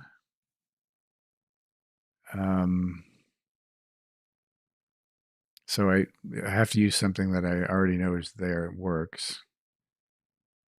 And this whole health thing, this whole hierarchy, it's looks like a, what is it? It's a game object health. So if I can grab that, clone it, call it charm, and cram it onto the same thing that this is stuck to, which is the parent right here, HUD-based clone. And that probably comes from where? Transform. find a transform called stamina, trying to find a transform called health. I can probably get from what this returns, the parent. So let's do that. I'm going to grab health. And that's going to be a game object.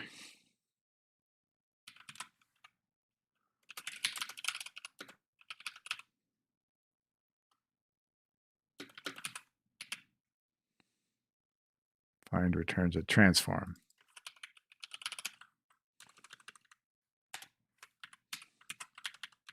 That's health transform. All right, now from the transform, I should be able to get the parent. Parent, which should be another transform. But I want the game object for enemy HUD. Enemy HUD.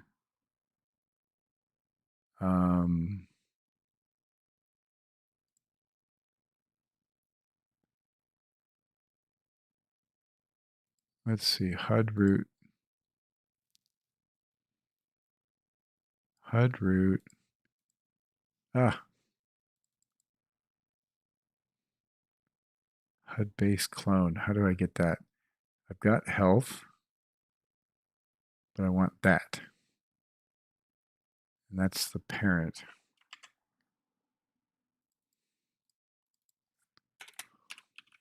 Can I get a game object from this? Oh, I can.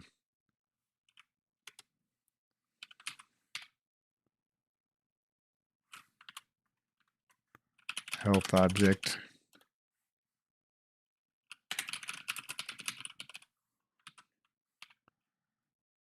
Game object, health object equals health transform dot game object. So if I have the health transform here, that's a game object called health. I don't understand this well enough to know if I'm on the right track, but I think I want to duplicate this thing and then attach it to its parent. So health object dot parent, get component in parent. No.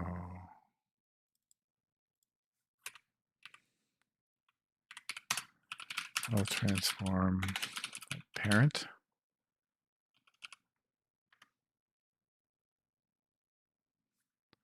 That game object is the one I want.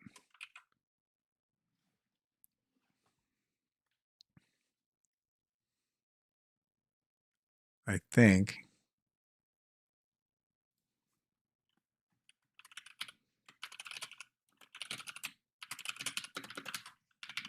Okay, so I'll get the health object itself.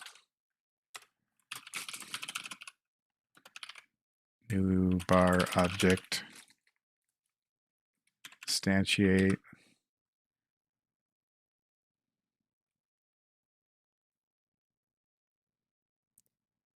All right, so instantiate this object. At its parent transform. Trying to attach it. I want it to sit side by side with the health object that's there.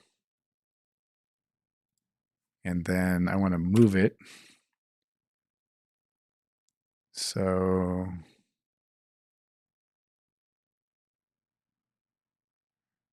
how do I do that? New transform, new bar object dot transform, new transform dot local position plus equals new vector 30. I'm going to move it down y by, let's try it.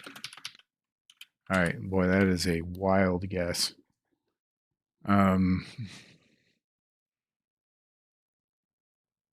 So I think what I did, and I'm not positive, is let's go back to the Explorer. Here's what I'm trying to do. I'm trying to do is, so here's the UI hierarchy, right? So I found HUD root and then, wait a minute, HUD base clone.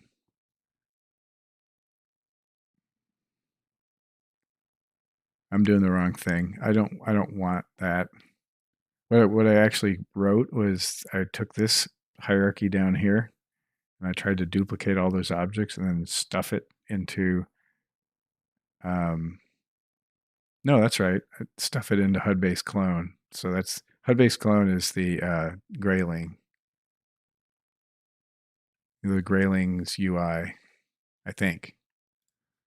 So that's right. And then I want to name it something different. So I make a copy of it here. And I want to call that new bar object. Name is stamina. And yeah. So if this works, it won't be called stamina, but there'll be a new bar below the other bar. Just always. All right, check my DMs.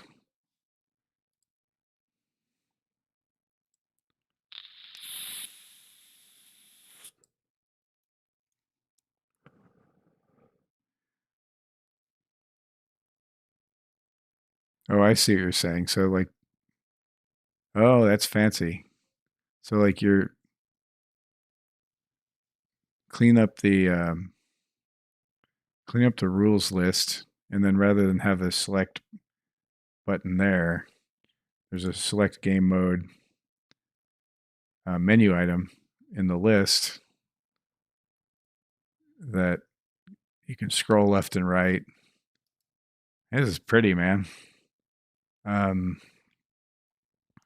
To select the different trophy hunt mode. Yeah, that's a lot slicker. And yeah, I could move the Discord stuff to the bottom. That's good. It's a good mock-up. And as you do this, this is much more concise and lacks all that clutter. Cool. I like it. That main menu thing. I'll have to look into that. Thanks for that, Pixel.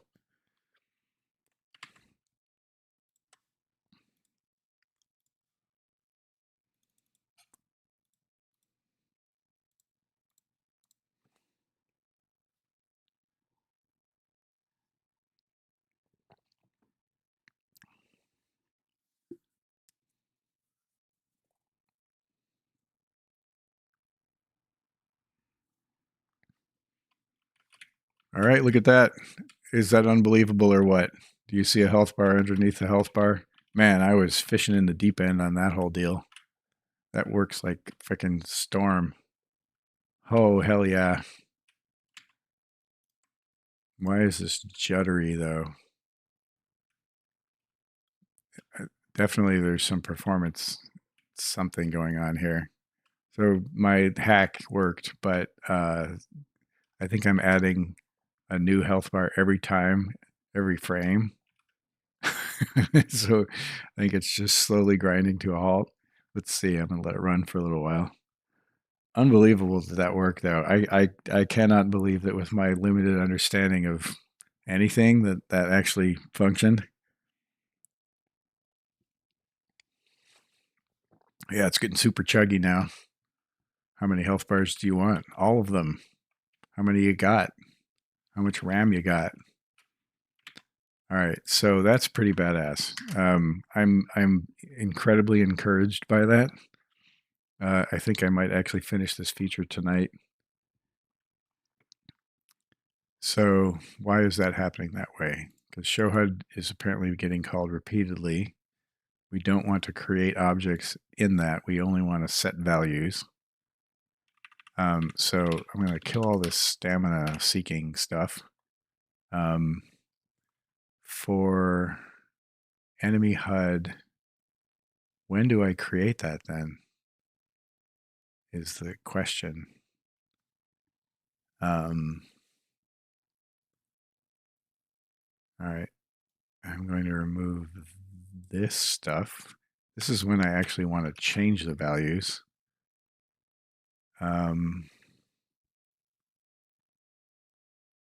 So what do we do with all this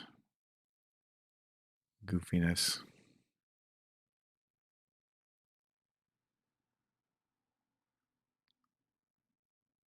This would be modifying the mGUI, right, on the HUD data. And if I'm not mistaken, mGUI is a reference to the player game object GUI. That, where does that get set up?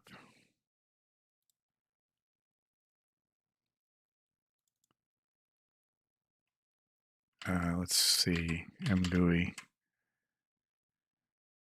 Hello, Valheim. This mGUI value, how does that initialize? I think it gets set up when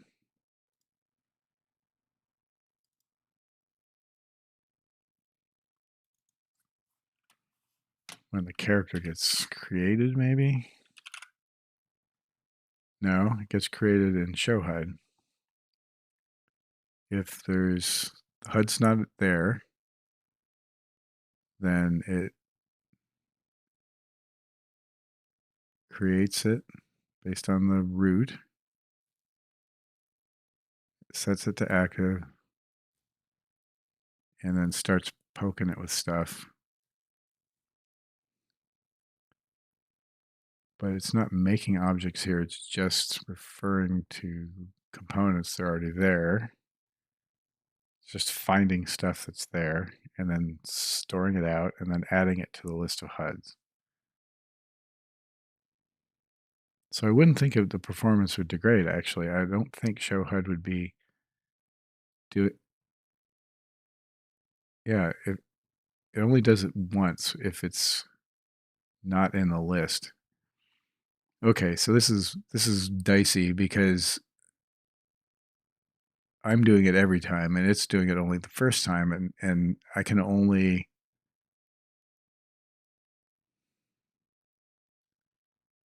oh man, I'm gonna have to do a hack here or something. I can't tell when it's the first time, like when it first creates this HUD data object.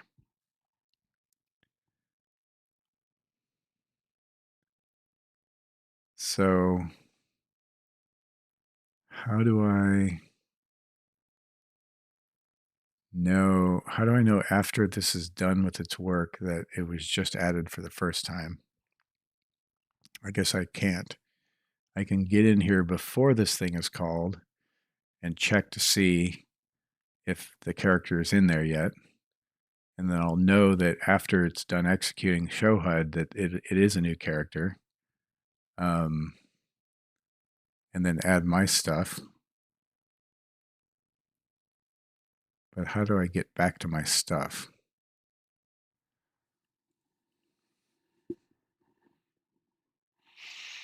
Okay.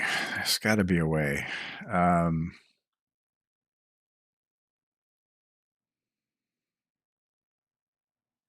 Where do I store it? So I made these new objects. Oh, I can look it up because I've added it to the UI hierarchy. I can call a function like you saw before, which was the find that it does here. I can do a find on it and get the object once it's in the UI hierarchy. And then manipulate it. And that's probably not very slow. That's probably not slow. I think this is probably runs pretty quick. Has to do a quick search. I don't know. Do I want to search every frame for every character? Probably not. I don't know where to store this though. I know he's charmed, so I could store this data with the charmed character. And then if you're charmed, maybe that's the way to do it, is to have this look it up, but store, like, The only thing I need to store is what? New bar object. There's something I've not done yet. Okay, so I created this health bar. I positioned it. I actually need to go and get the HUD data object.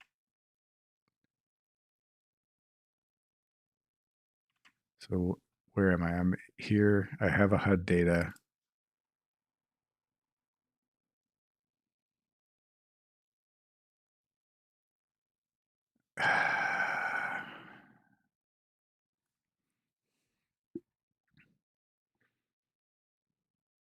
Where do I make it? I set it here. This is show HUD.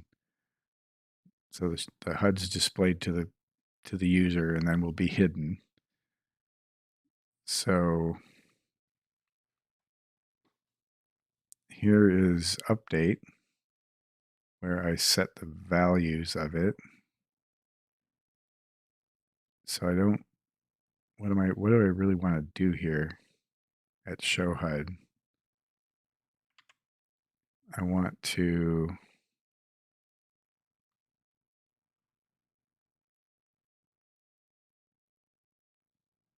values what?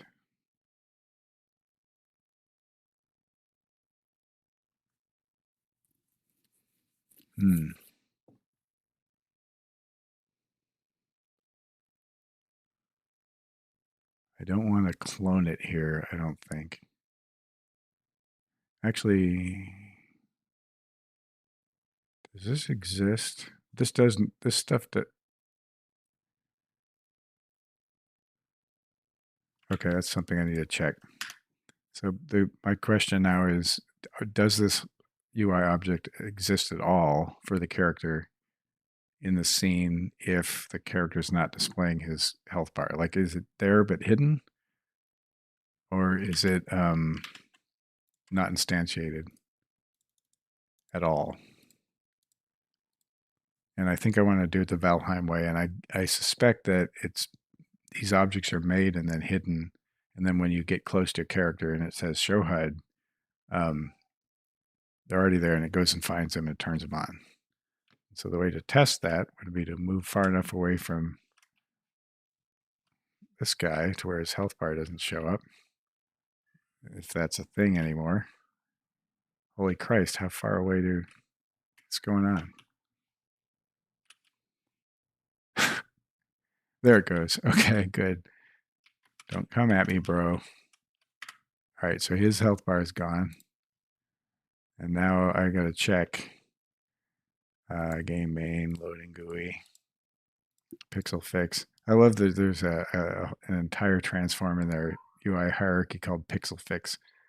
Like they did come up with a clever way to scale the HUD, but oh, look at all the staminas that I added. Yeah, hundreds, thousands. Is it still going?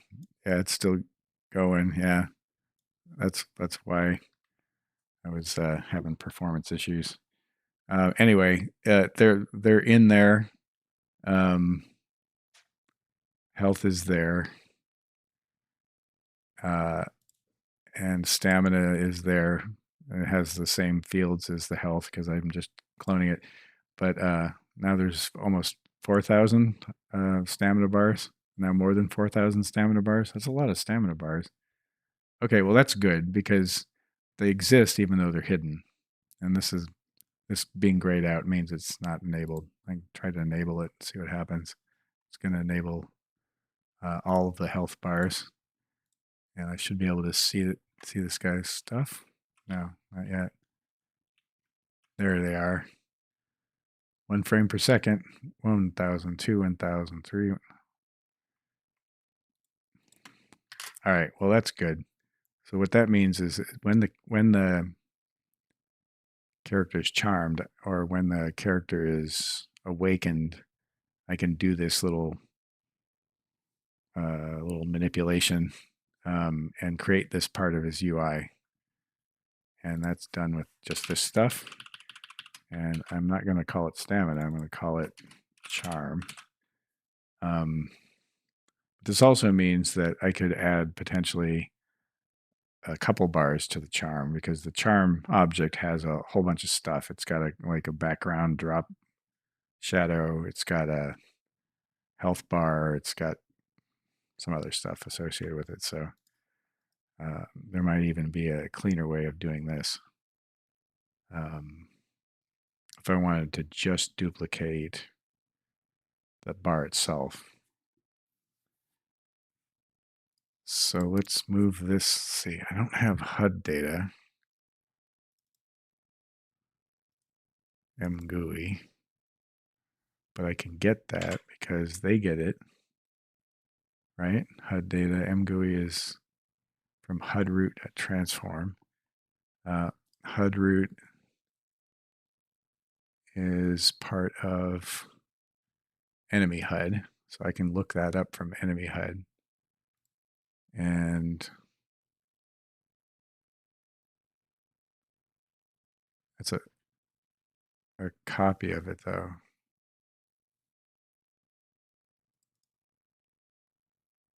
So that's an M base HUD.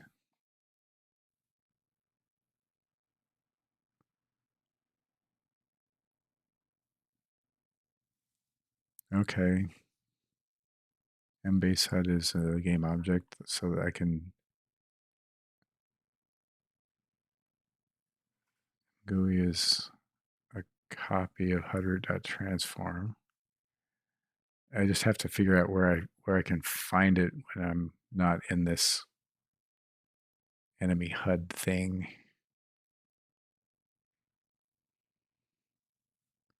That's going to make a copy of that.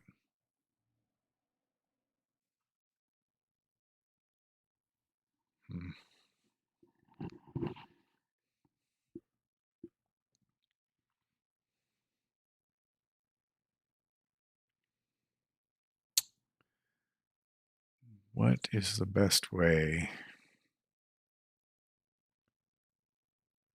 mGUI is just part. It's a copy of a part of the HUD. So I think I do this once for everybody.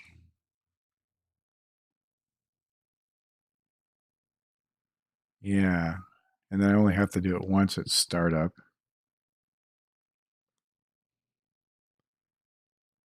So maybe when enemy HUD awake,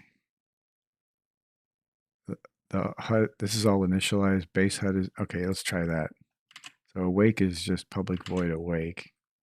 Okay, so I think I get it right at the very beginning when the HUD wakes up. Then I create my objects, I stuff them in, and then I don't have to create them more than once because, oops, because it just clones what's there. And so if it's cloning what's there, and I've already stuffed all my special stuff in there, stuff my special stuff, it'll clone all that stuff too, because it's this big hierarchy. So after it does its initialization, enemy HUD awake, and so it executes what it is meant to, and then the HUD instance. Okay, so it runs its thing that I get to run, and then here's where I do all this garbabo. That means any enemy that's not a player or a mount or a boss gets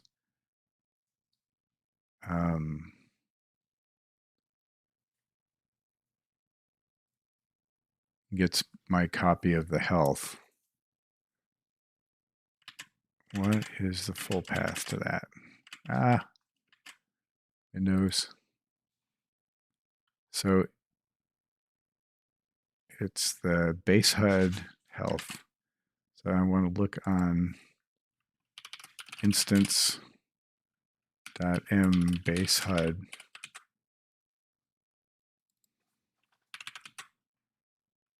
Right, transform find health. Hopefully that finds the health transform.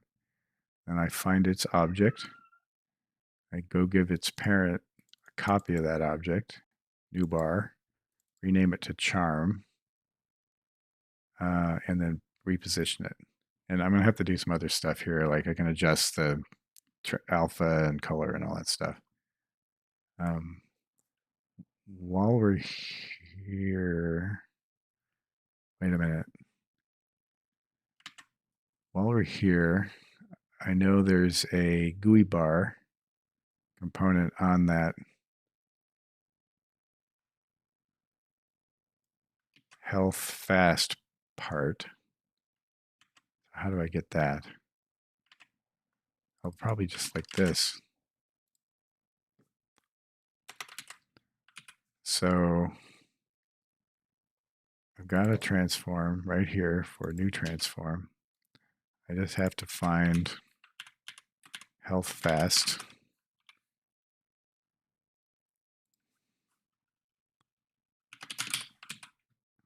Find the health fast and get the component GUI bar.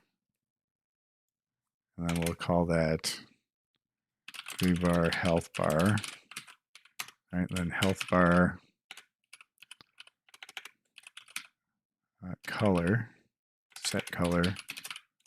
Oop. I'll set that to blue.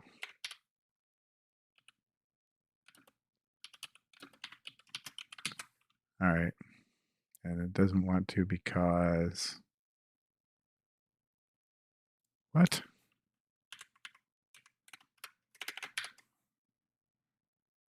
You're crapping me. How did I do it before? Set color. Oh, new color.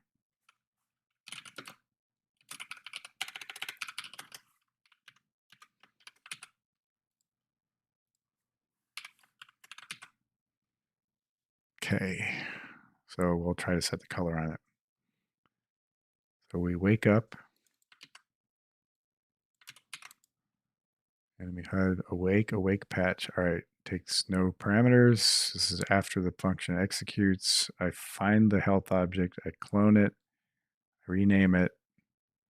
Stuff it back into the hierarchy. Set its color. Set its position.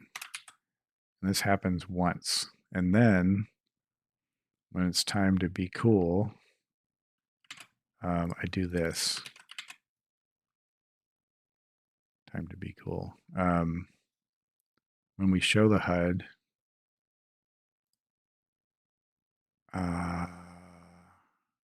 the bar will always be visible, I think. So I may have to show and hide it. So let's not do anything on show HUD. I think it should just show up. So here is where I'm looking at data.mgui transform find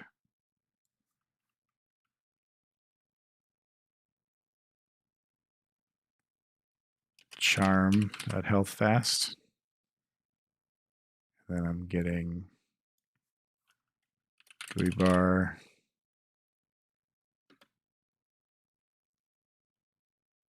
charm bar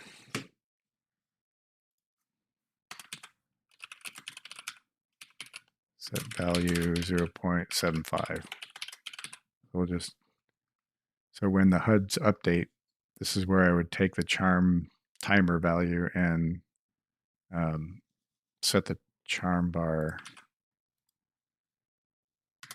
Try that.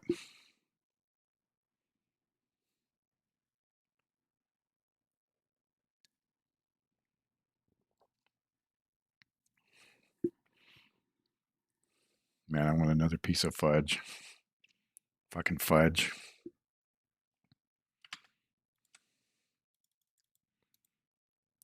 It's what every dentist wants you to do is right before bed, eat a shitload of fudge.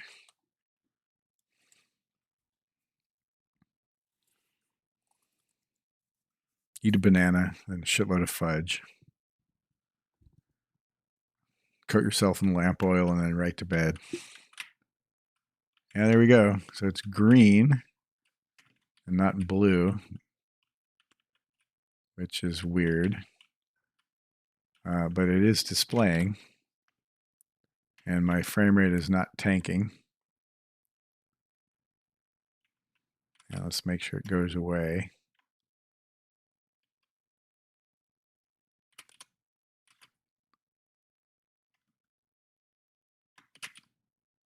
Oh, come on. Oh, come on. There it goes. It went away. And now it comes back. Yeah, baby. Oh, shit. Why is it green, though?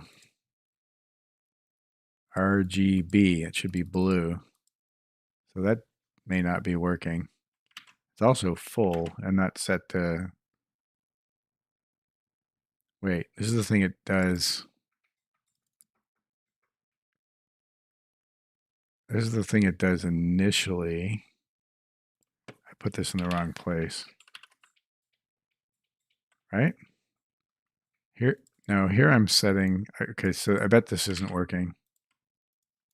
I bet it's not finding the... Because it's not setting the value of the charm bar. And charm health fast. I don't know.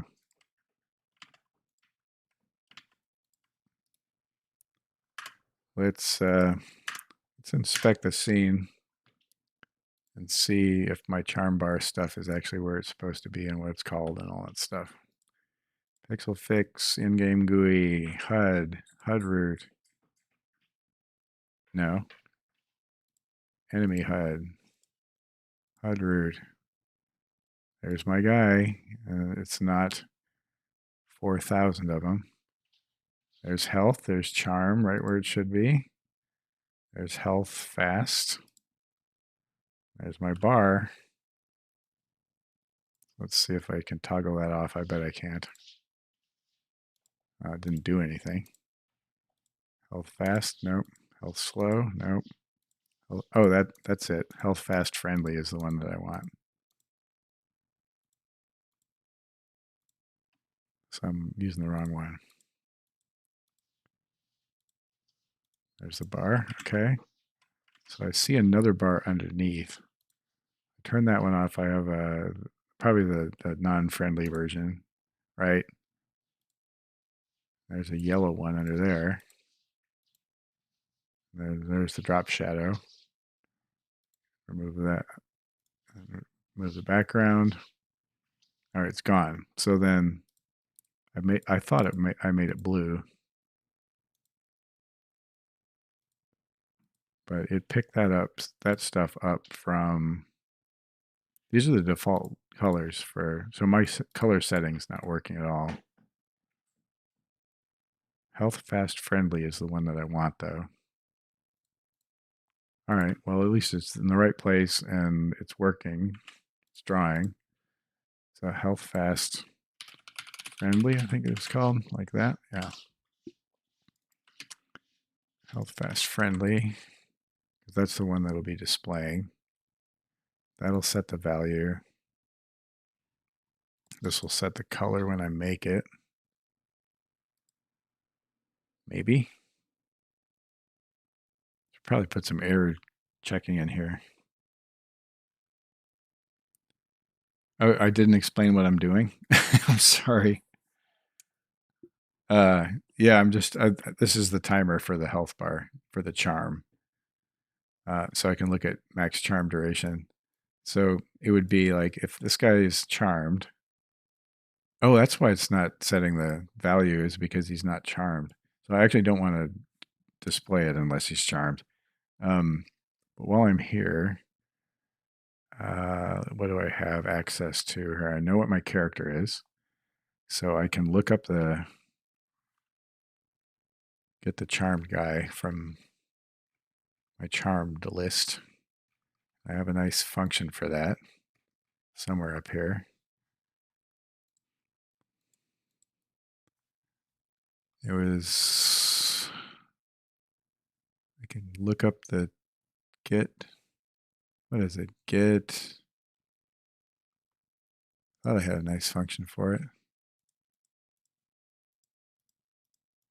I had a little helper function to get me a charmed guy. Get charm duration. Oh, that's random. I have to store that, don't I?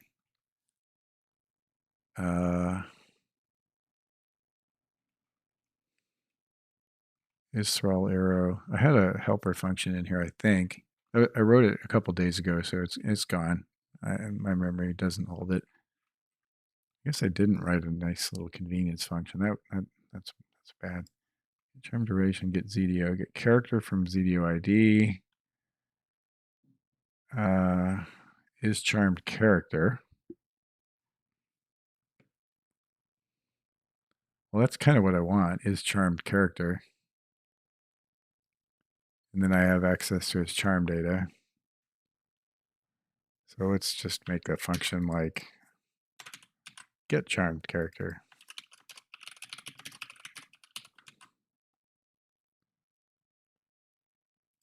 And then we'll return the charmed character. And we just return guy, which could be null.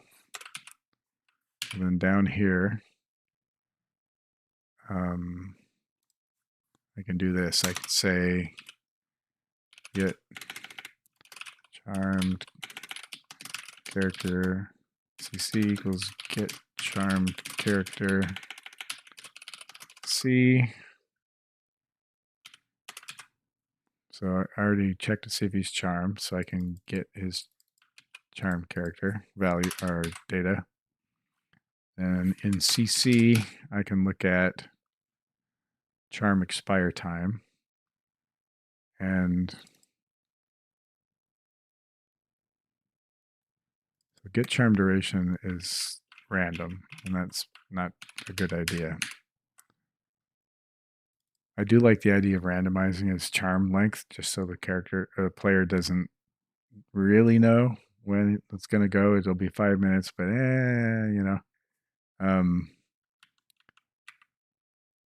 charm expire time. So it's the time it expires. Charm expire time. Charm timer seconds. So what I actually want is current charm timer. So that when it's going to expire minus the current charm timer is remaining time. And then I just want to set the value to be remaining time over get charm duration, which is it's going to fluctuate because get charm duration is 5 minutes plus or minus an eighth of that. So the health bar is going to jump around looking weird, but it'll mostly be right. So if I see it, it should be here. And I think I need to hide all the other crap because I think it's all turning on at once. Which means I need to do a bunch of hierarchy climbing down here. That's a pain. Because I cloned the other object, but I think everything was turned on when the enemy HUD first loads. Either that or they turn it off. Anyway, it draws on top, so let's try this. Trying to go to the distance. Oh, well, thanks for hanging out, Volk. I appreciate you. Yeah, my pleasure, man. I'm going to be doing this. I'm going to be dorking around with this anyway, and I love it to have some company. I'm frankly flabbergasted this is of interest, and I'm grateful that you guys are hanging out with me. It's me rambling and like making mistakes, so it's helping me overcome my fear of failure in front of people, because That's most of what I do is like, oh, well, that didn't work. But yeah, anyway, thanks for showing up. I appreciate you. And no worry about going the distance. I don't know that I can go the distance either. Um,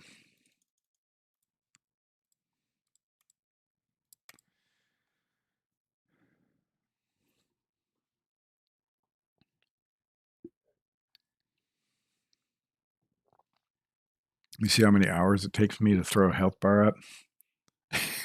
Right? Like it would take like 2 minutes if I were the actual programmer. All right, so it's showing up. It's showing up as green. So if I charm him, then it should change color and then start like counting down but fluctuating. Let's see if that does. There it goes. So you see it jumping around. So it's doing like expected.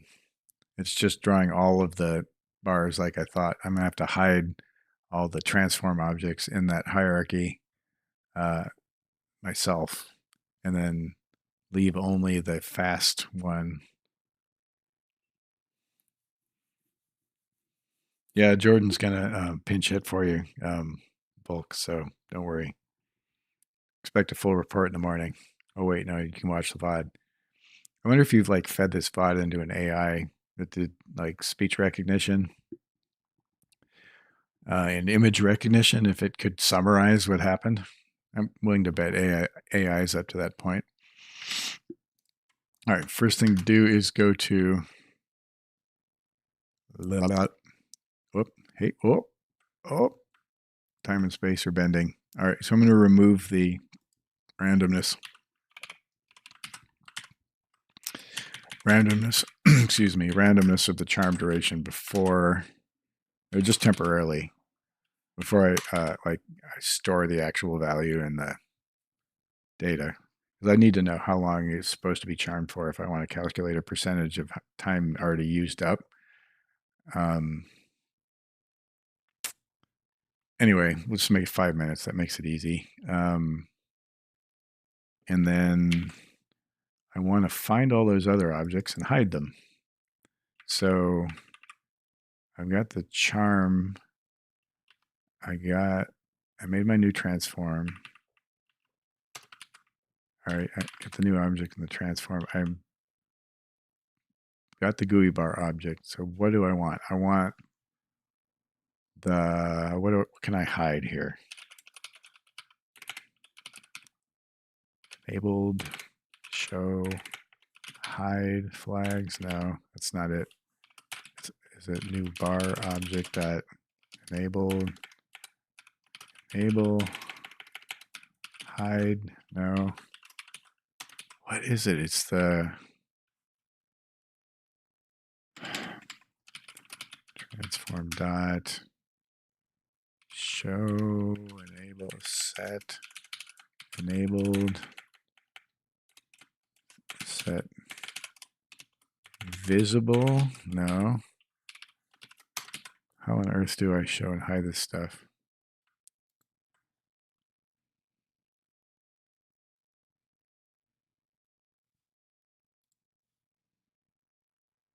Oops. How do you hide a UI hierarchy? Is it rect transform? Show, enable, disable, visible, no. Active.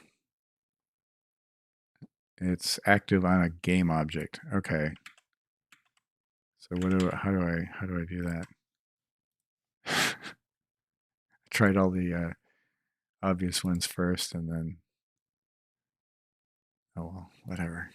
What's obvious to one person is not obvious to another person.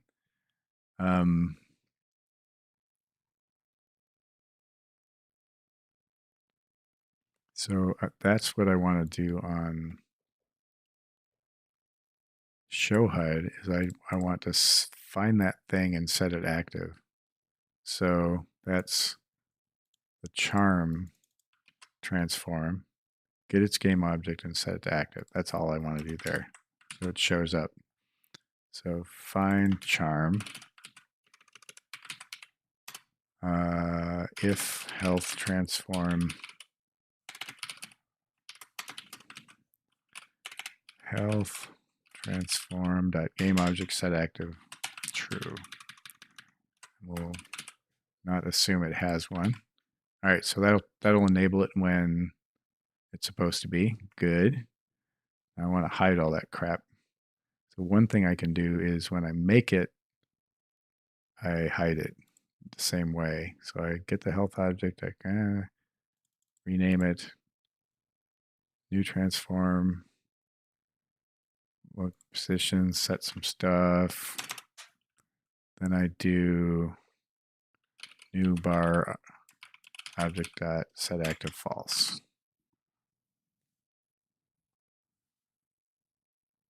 So that's the same thing as finding the charm object and setting it. It's game object. Okay, yeah. All right. So now I just need to selectively hide the bars that I don't care about. So it's this.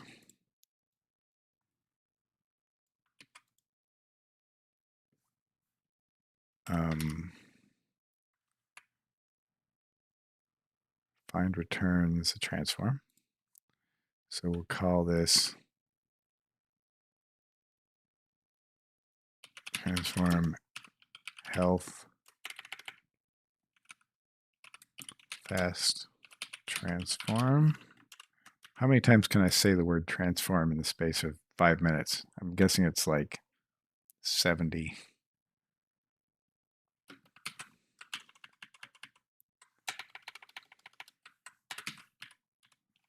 Transform, Malkovich.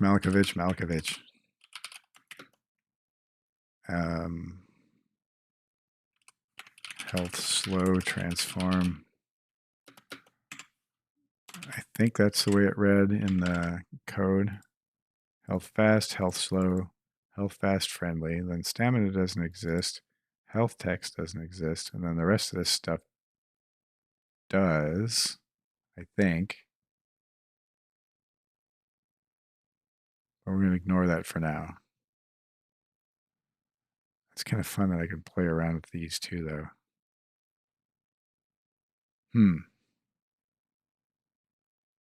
Like I could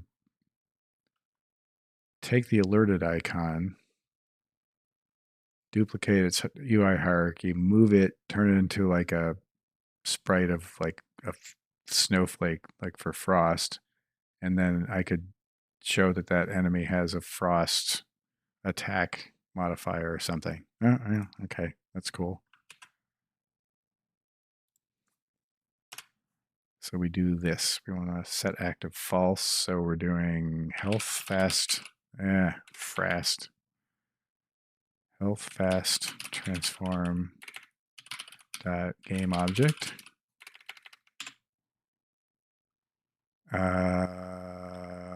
Set active false. All right, and we're gonna do a safety reference. This is so cool, man. That's one thing I love about C# is that you can dereference a pointer without crashing, and it just kind of gives up and goes, I'm not going to do that. It's so convenient and lazy and saves you so much time error checking. There are things I like about this stupid baby language. I don't mean to be disparaging. Clearly, Valheim was written in C#, so it's useful.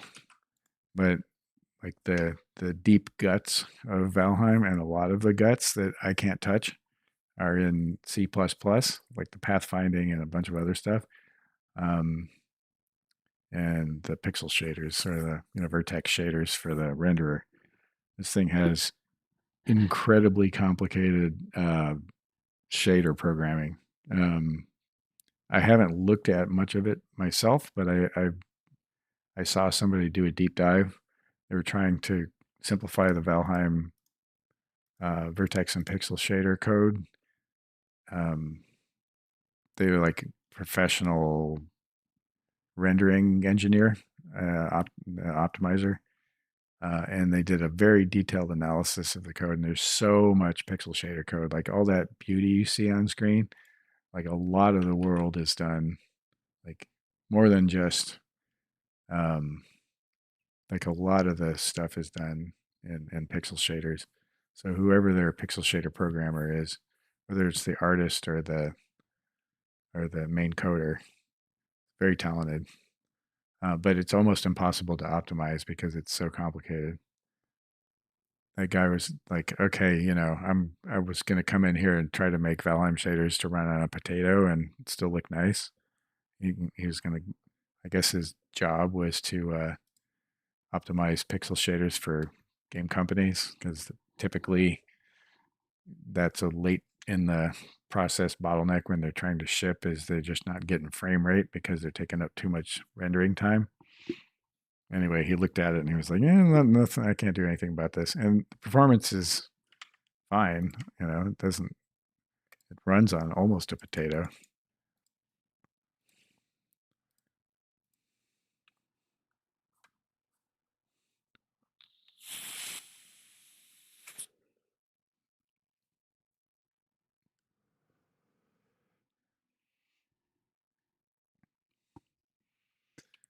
Okay, so there's his health bar, not showing the charm bar. Punch. All right, now this bar should show up when it did not show up. No bar. Why? Why you gotta do me like that, Valheim?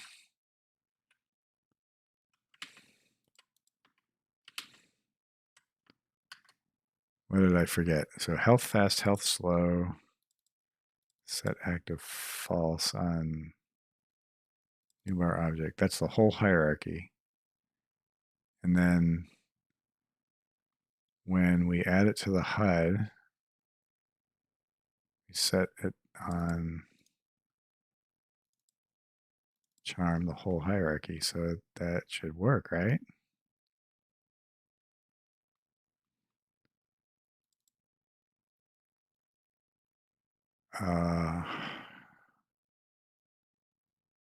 What am I forgetting? Do I want to? I'm hiding the other ones. Do I want to just hide this? Health fast friendly? Probably. Do I have an MGUI at show HUD? I do. I'm doing base HUD though.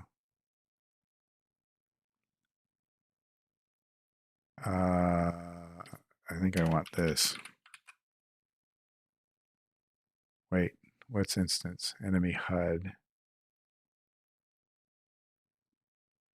It doesn't? Where's MGUI? Data, it's on the HUD data. I have the HUD data. I want this.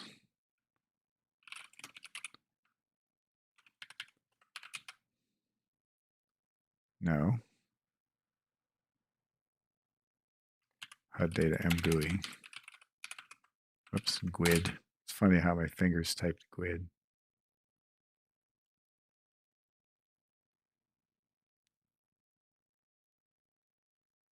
What? Oh, dot transform. All right. Well, I borked that up. I think my brain is starting to slow down. Had a big day, man. I aside from doing a bunch of fucking spreadsheet work at the bakery, I made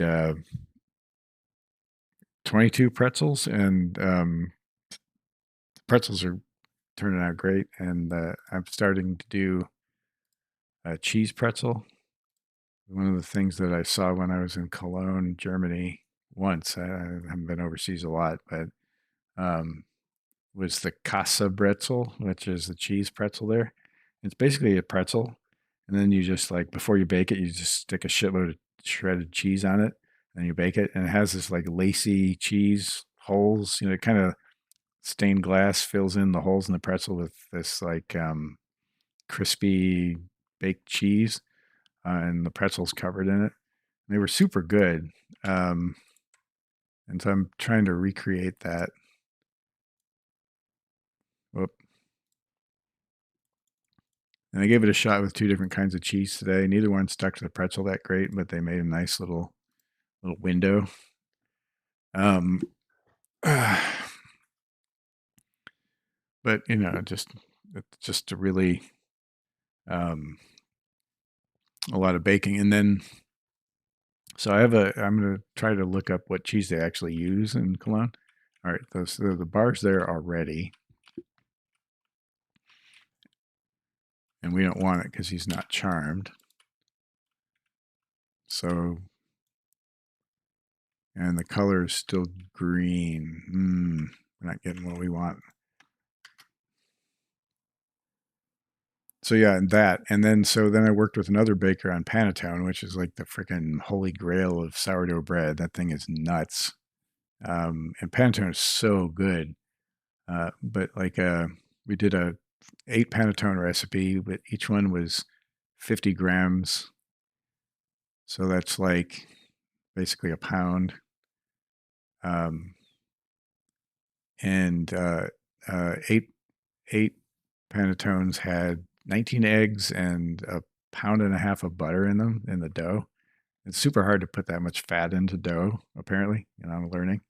So we worked on it pretty much on and off all day, and it's been like a 3-day process. The first day you have this starter that you've been maintaining for at least a week and a half to 2 weeks, and you have to feed it every day. And now we're feeding it 3 times a day because we're using it.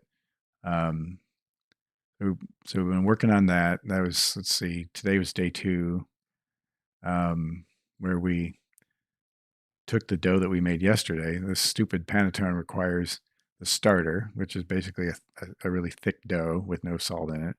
And then you're feeding that thing constantly. And it's getting super like hungry and, you know, excited and really lively. And then you take that starter and you make a first dough, and the first dough has tons of eggs and butter and sugar in it, and then that dough has to proof for a day, and then you take the first dough and you use that dough to make a second dough, and the second dough has even more eggs and even more butter and like candied fruit and chocolate and stuff, vanilla, and then you gotta work with that dough and let it proof for a while.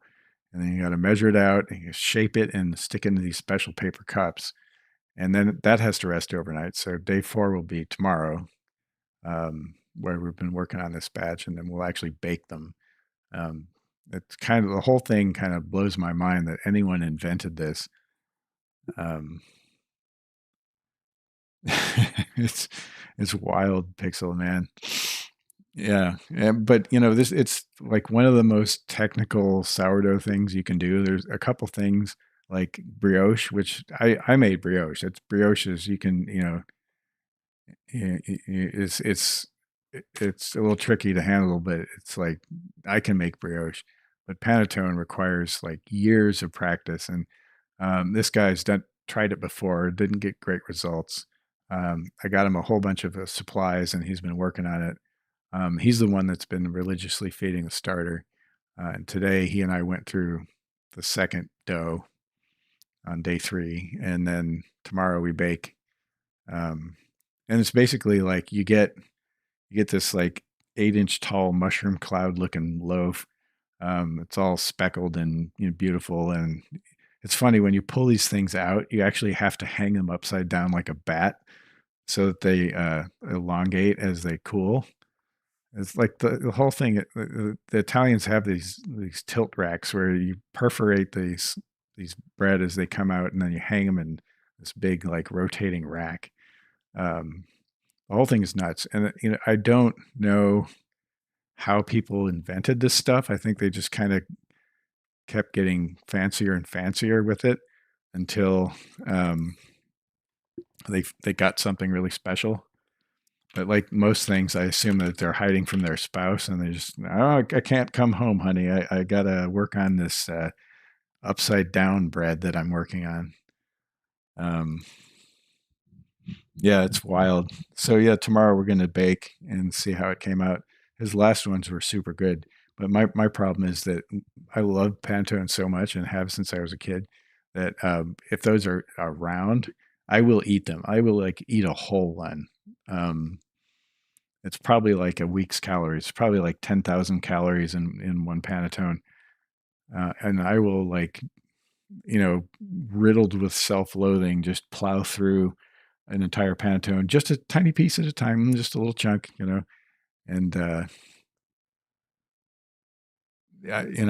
yeah, the ones in the boxes in the store, I love those, but that's a totally different thing. If you Google Roy's Panettone, um, or if you have Instagram or whatever, I don't, but I know he posts videos. Um, you can see what like a real high level Pantone looks like. He sells them for like $100. He makes. Um, anyway, yeah, it's a lovely thing when it's done right. And we're trying. And his last ones are super good, and I have confidence there. Our dough is nice today, man. It was like it was very creamy and glassy, and it didn't break, and all the fat was absorbed in pockets inside the gluten structure. It was fucking awesome.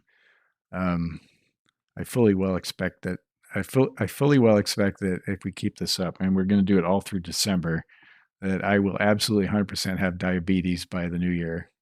And I don't have it now. I never have, but if he's making those things, I'm going to have to start doing ab crunches every day, and I don't know, start riding on my bike to work, 20 miles.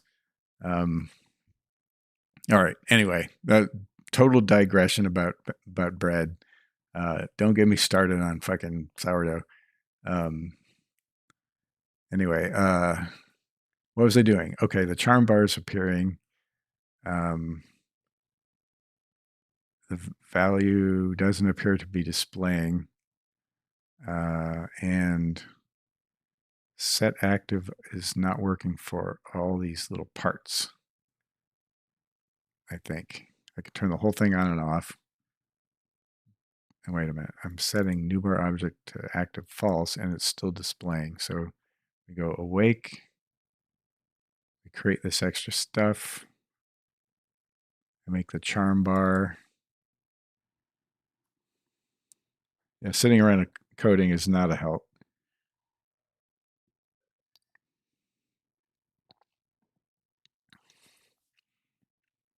I don't know, dude. It's like I've got I got guns. I'm not a young man, and I was pretty skinny before I took the job.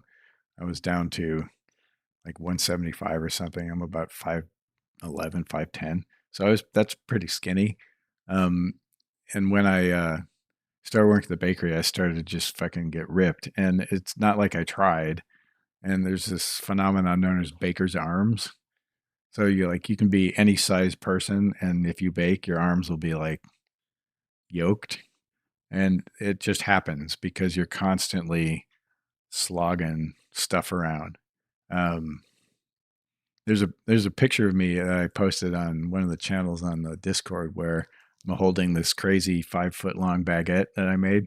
And you can tell I've got like biceps. It's like that's not on purpose. That's just my body is adapting to the stress load that I'm under in the bakery. So I'm not too worried about putting weight on from the Panettones because I get so much exercise in that fucking place just to do the stuff you have to do. Sitting at a computer programming, something that I have done some of before. It required a gym membership to counteract all that stuff. Because man, but I have to admit I have this ability to sit in place and not move anything except my wrists for a long freaking time. It came out wrong. So let's see, we're setting the entire hierarchy active at show HUD, which seems right. And we're hiding the whole thing at creation time, which also seems right. But these other hides aren't working. So it's just not finding that. Health, make charm, find base HUD. Maybe I can, no. It finds base HUD health. It should be able to find base HUD charm health fast and base HUD charm health slow. But I'm guessing this just isn't working. And because I use this convenience object, I actually don't know if it is or not.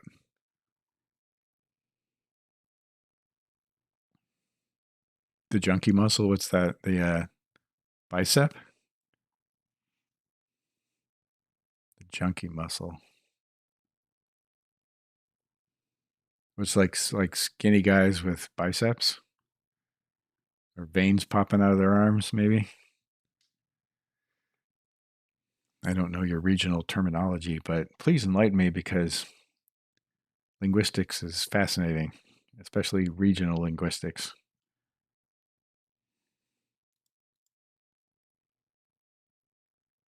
That sounded sarcastic. It wasn't. I was being sincere, but I don't know. I can't tell anymore. I've been talking too much. All right. So my theory is that this whole thing's fucked. And this may or may not be fucked. But I suspect it's okay. I think this part is not. And I want to hide this stuff. So what do I know works? I know finding this health object works. So let's just duplicate this code and replace it with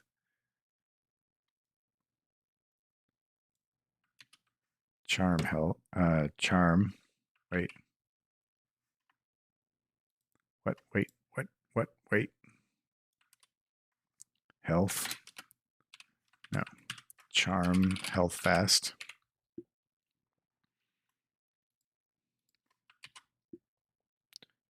And charm health slow.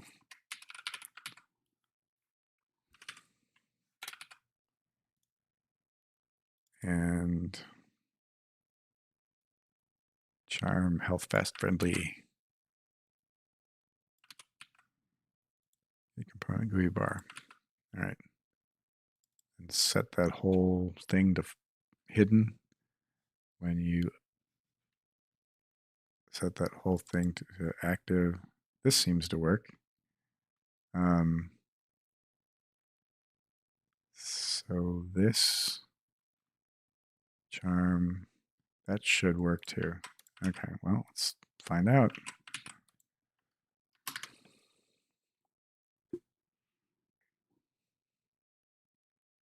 Junkie muscle, interesting.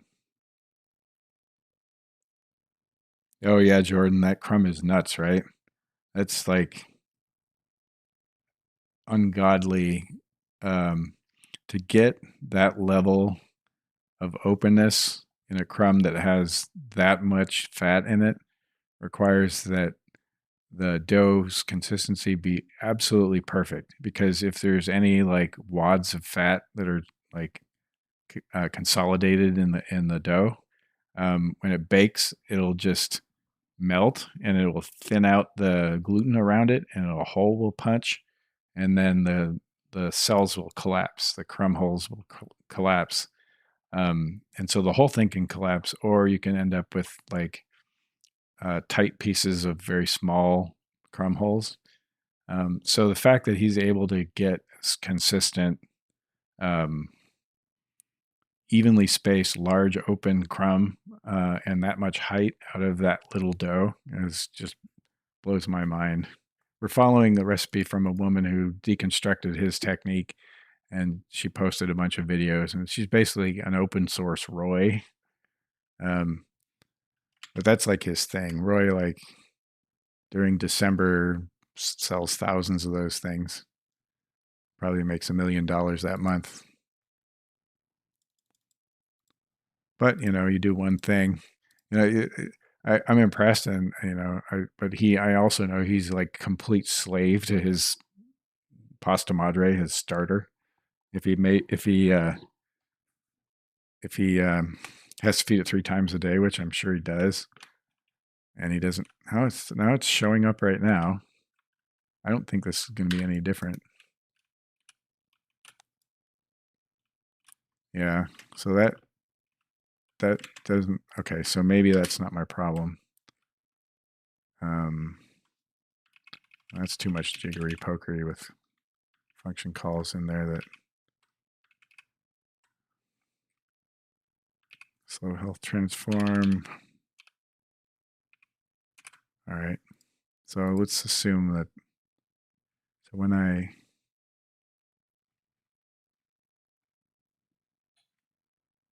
so this part still doesn't work. This whole like find these little subcomponents and set them inactive on the game object. I wonder why that is.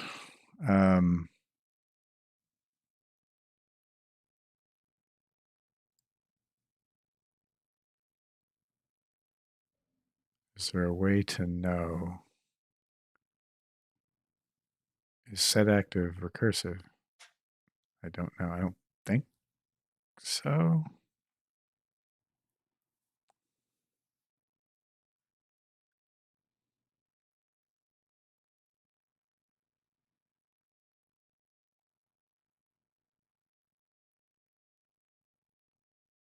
Strength acquired naturally on the job, Pixel says. Junkie muscle, that's interesting. Yeah, that tracks differently in English. Junkie meaning a heroin addict, right? So you see these like super emaciated but like muscly dudes. I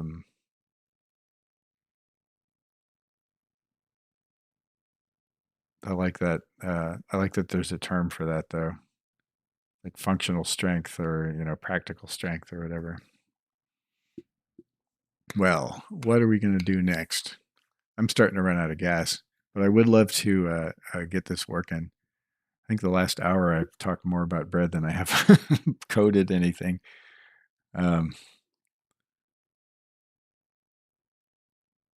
Yeah, so to anybody watching, I'm still suspicious that my numbers are as high as they are in terms of watchers. But if you guys want to out yourselves and make a little comment or like give me a like or something, I would love that because then I would know that there's someone out there. If you got me on, just kind of audio or you're like, second monitoring or whatever, and it's a pain to bother with that UI stuff on YouTube. I totally get it. Don't worry about it.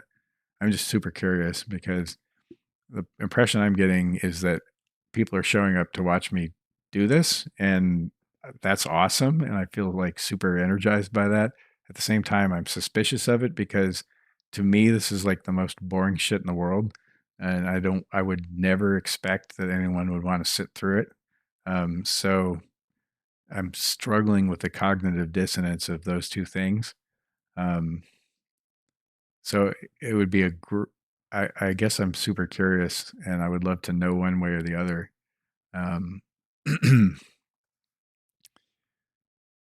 Anyway, yeah, I don't understand how all this stuff works with all the social medias and the streams and the tubing. And I guess I'm casting about for terra firma as to one way or the other. So I want to see. Let's do it the old-fashioned way. If health fast transform equals null, debug log error.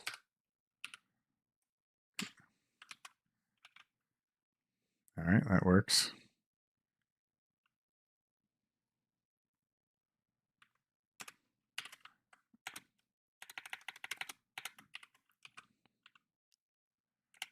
If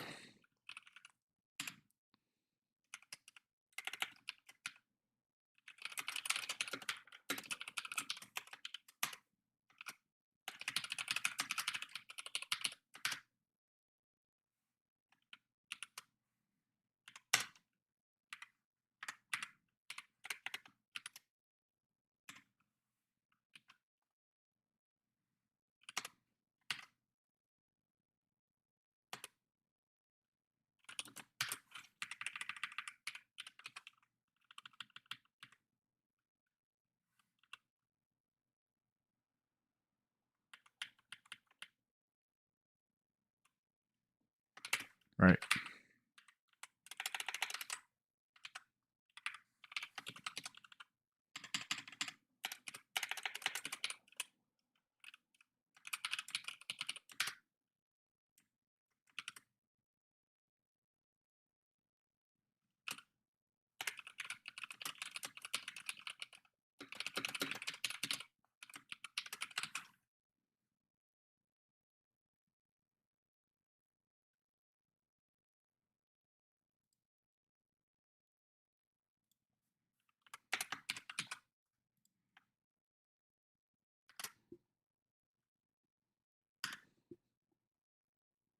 Everyone claim a number 1 to 39.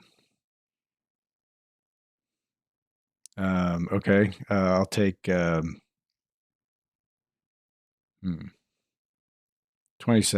No. Can I change mine? 29. No, wait. 13. No, that's unlucky. Wait, hold on.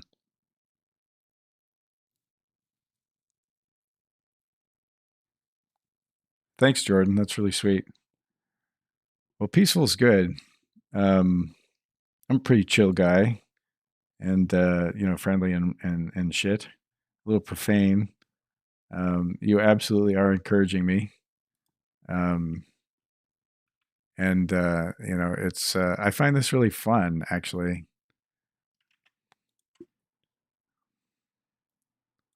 Feel like a bit of a, oh, I see. Yeah, like and subscribe and shit. If you subscribe to my channel, here's my promise to you as whatever I am. If you subscribe to my channel, nothing will change in your life whatsoever. So if you want that, well, actually, I'm not telling you that things are going to stay the same. I guess everything is constantly changing. So if you subscribe, nothing will deviate from how things were going to go anyway. Except maybe I would be aware that this is a good thing for me to do or keep doing.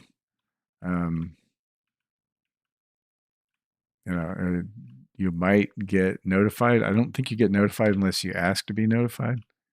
All right, it's hiding now, right?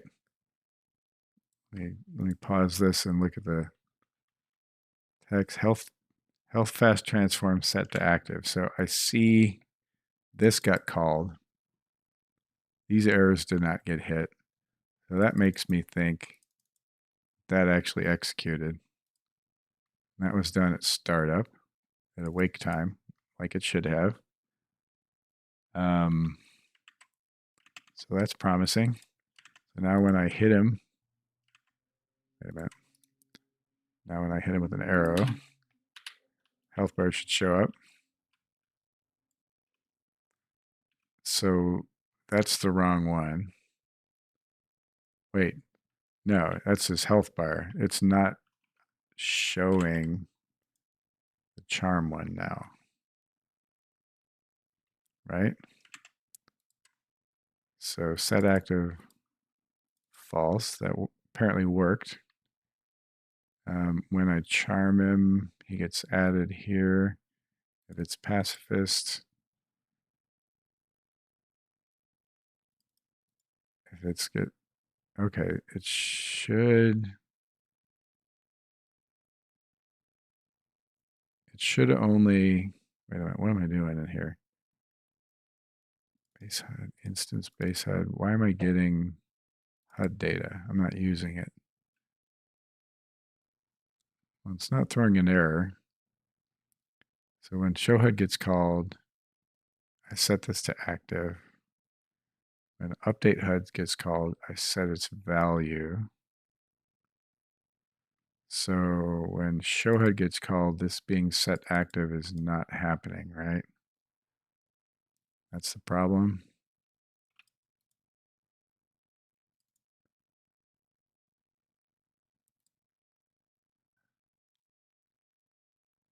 So maybe it's not finding that.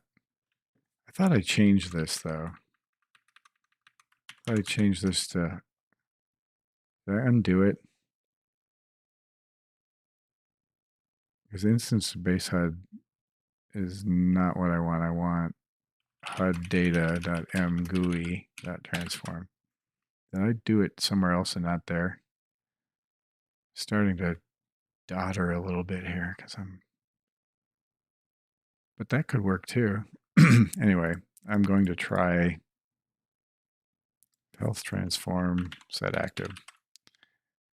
Else log error. Wait. Debug log error. Could not find charm transform. Right.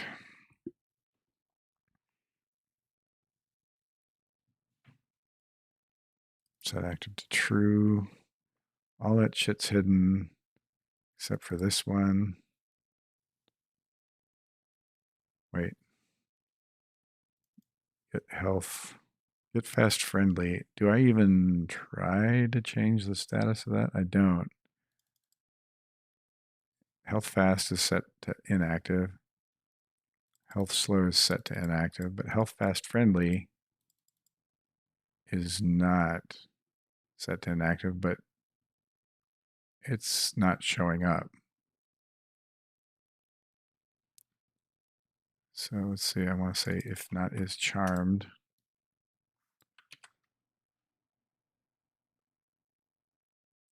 So when I show HUD, it shows it, but it wasn't showing up. Right, so that is not working. Yeah, I'm starting to lose steam.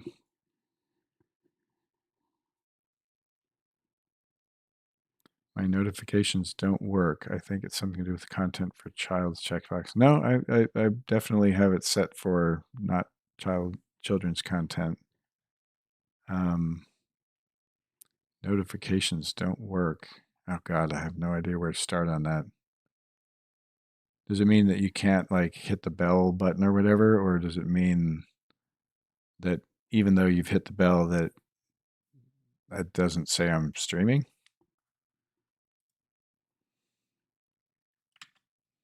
Someone teach me.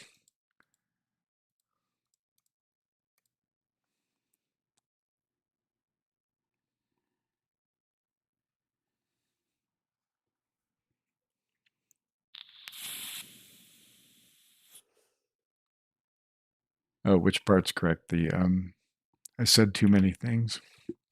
All right, now they're both showing up. Does nothing when press the bell or so now if I charm you, if I charm you, does anything change? Man, I've almost got this working. I made such good progress, and then now, not. Let's see what my hierarchy looks like. Must be doing this wrong. Game main, loading GUI. Pixel fix, whoops. Pixel fix, in-game GUI, enemy HUD, HUD root, HUD base, health charm. Okay. Okay, slow and fast are hidden. Friendly is unhidden. That's what I expect. Health slow is normally not hidden. I wonder what that means.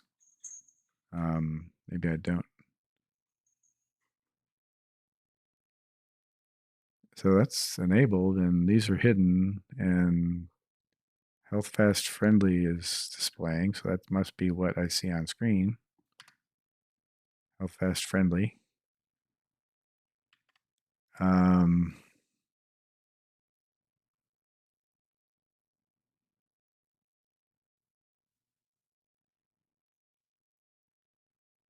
That was working. Health fast friendly color setting is not working.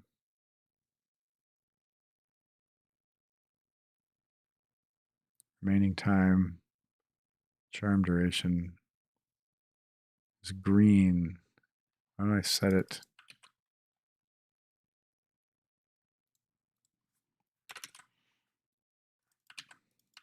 Wait, I'm saying health bar. Where is health bar? New bar object. Okay, no. That's right. Health bar, though. Health fast friendly. Yeah. Well, let's not bother with setting the color.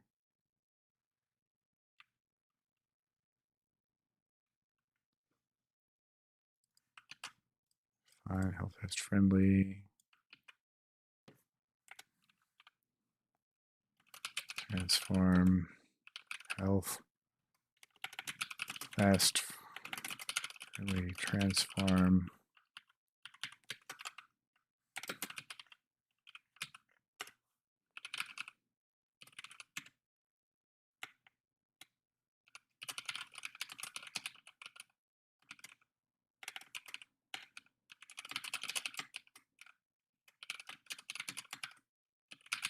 All right, hide everything. Or do I want to leave this up? Let's leave it up.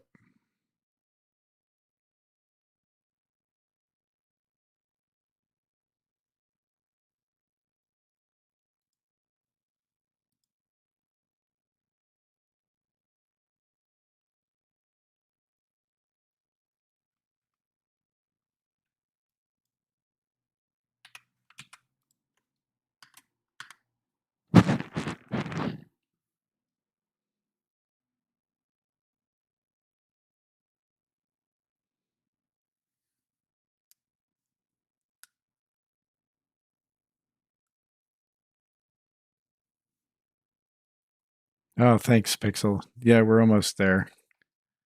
I seem to have gotten stuck, and I can feel like my progress slowing as my brain slows down, and I get into more tangential kind of subject matter and start thinking about different stuff and not focusing. Also, I get to talking and get distracted.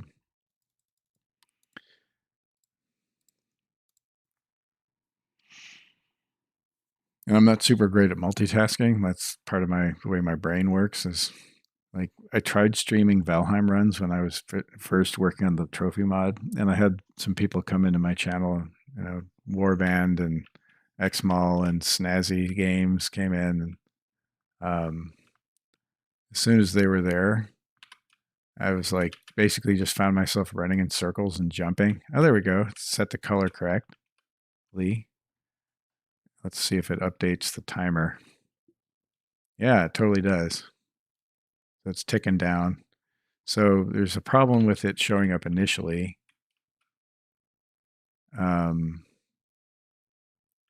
But it does, I do have control over it. So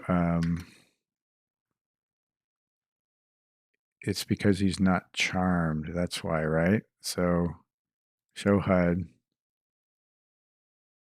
HUD data, health transform. So what I'm not doing is charmed on the character. So I see what it is now. So if we're not in pacifist mode, blah, blah, blah. Okay, try to get the value, health transform, set active true, right? And that's why it's showing up initially is that I really only want to do this if he's charmed. So what does this mean? It means the HUD shows up. The HUD shows up, I charm him, but the HUD's already been configured, so it never shows the bar. That's not what I want to do. When show HUD is called, I don't actually want to do this. I want the objects to all be created, and they have been. I really want to only set active if is charmed, and I want to do that on update. So the charm will fall away and the health bar will disappear. All right, I had a moment of clarity. All this talk about Panatone is like cooked my noodle for programming. I wasn't even sure what I was doing. So I don't need this function at all, this show HUD thing, because I've already kind of taken care of it by setting things up when we load. And so then at update time, if the character is charmed, then I want to, I want to do all that crap. If it's charmed, I want to show the health bar. I don't have mGUI here, but I bet I can fake it. So if he's charmed, I want to show this and do all that crap. Let's see, I'm looking for charm. And here I have to get data mGUI. Data comes from here. All right, we can do it down here.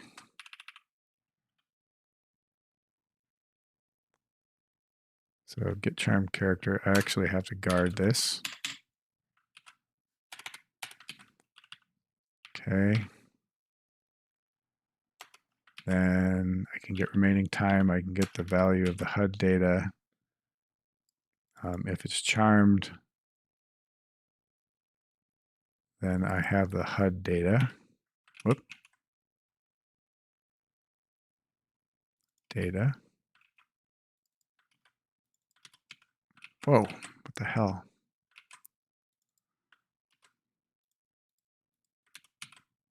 mGUI transform find charm, then set it to active. So if he's not charmed on update, I just want to hide it.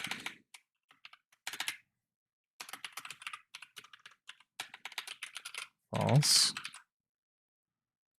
Okay.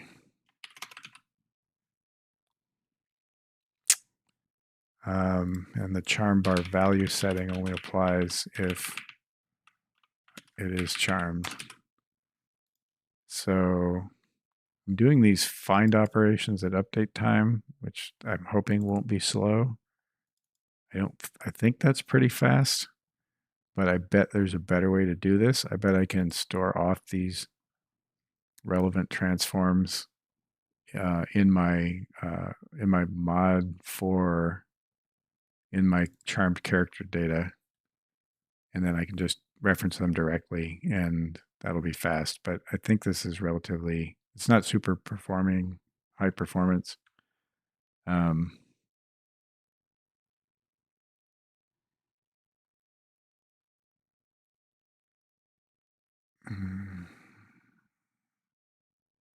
mean, it's not, what am I trying to say? It's not going to be a performance bottleneck, but it's not optimal.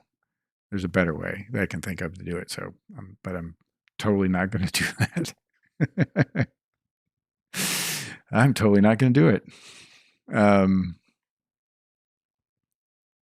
I think this is the behavior I want. I am going to set duration to something small.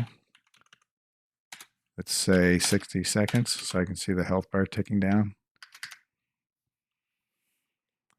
Because what I actually want to display on that bar is the status effect the remaining time on the status effect that's been put on that character, so that you know when the cool power is about to wear off. Not the actual total charm duration, which I think I want to hide from the player. So they have to keep rough tabs on what 5 minutes looks like, and then there's a danger that it's going to break when they don't expect it, so they have to stay on top of it. But for now, just getting, like, from not knowing where the hell the health bar is. Okay, it's not there. That's good. I started not knowing having any idea where, if I could even do this, or where the health bar was, or how to manipulate it, to having like a health bar that comes up in context and updates in real time. Yeah, it's working. See that ticking down? It's hard to tell. Yeah. And then when charm breaks, we'll see the health bar go away, and then I think I'm going to call that a victory. And I've streamed a little bit longer than I meant to, but now I'm super jazzed and probably won't be able to sleep. And I have to be in it tomorrow at 7, which isn't too bad. What am I doing tomorrow? I'm making pretzels.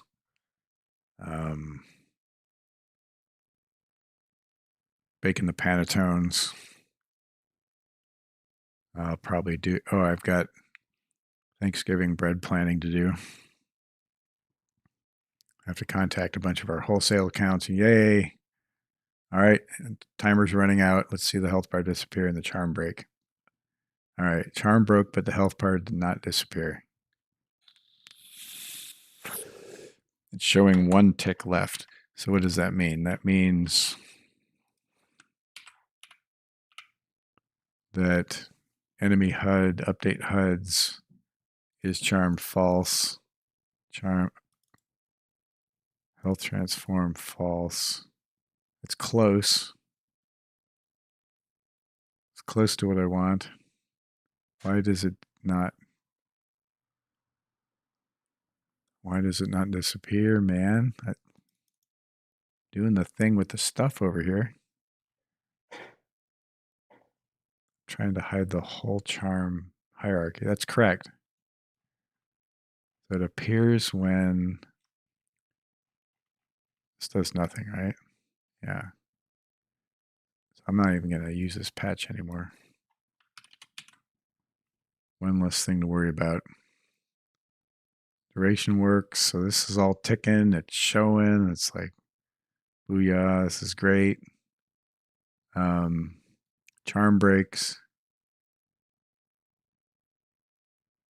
So what was this? What does this mean? I would have expected that to work. It's the same freaking code, man.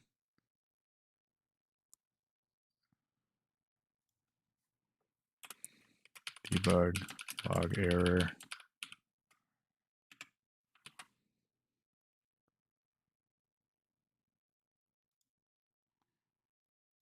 It should spam that. Oh, I'm so close. Well, we've had a stable 75 viewers for a while. Thank you, everybody out there, either listening or watching or using me to get to sleep. I appreciate all of you for coming and joining me. I'm so grateful that this is a thing that you want to do. I've gotten, YouTube has been like, I don't watch TV, I don't watch movies. I'm not really, kind of dropped out of modern popular culture, and I just bake and hack Valheim.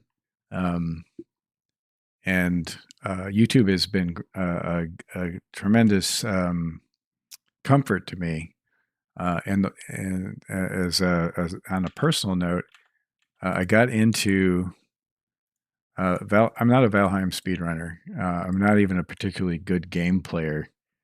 But I started watching. I love Valheim, and I was watching Valheim videos, and I was watching like Nick Rockcliffe and like a bunch of people um, that do Valheim content, like Ember and Emma the Potato, um, and on YouTube. And I ran across Thread Menace, and I watched his like long speed runs. And so speed running is a thing that I absolutely love. Like games done quick, and all of its various variations. I'm addicted to watching people speedrun point and click adventure games from the 90s. Um, and so I watched Thread, and that kind of got me into this thing. And so I'm in the Valheim speedrunning scene, as it were, uh, simply because I was so taken by the Valheim speedrunning uh, idea. I wanted to find a way to contribute, and it's like as a viewer of the speedruns, and when Archie and Thread first tried a trophy hunt, I was like, oh, this is so cool. But it could be like, what about like what the people watching at home, if they could see the status of the trophy hunt, it would be so cool if they could read the progress on the screen. Um, and so then I just started getting involved, and it's all been about feeding into a community that for me at the time was just, I loved watching these videos. It was my you know self-care activity during that period of my life. And so I end up streaming now, which, okay, it broke, but it didn't disappear. And I don't think I got a message when it happened either. So that update is not getting called or something. He's taken off the charmed list, yeah. Oh, because he's no longer here. Here. Okay. Well, that's just a logic error in my fault, on my part. So I'm actually looking for him on the charmed list, but his charm broke, so I can't take him. I can't hide his health bar because his charm already broke. So what I want to do here is, if he's not on the charmed list, hide it, right? If it's not hidden.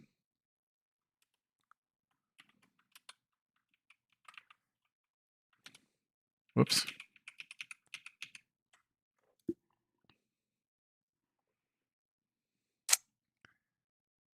So he's already off the charm list by the time this updates. The HUD's already up. So what do I do? If he's not on the charm list, I don't care anymore, right? I just need to see if he's got his HUD up first, which means I need to look this up. So let's do that. Let's store off his health transform for data. Data is here, which I get from HUD-data.value, which means that's okay. That's past. All right. Yeah. Now I have that. So we'll get that.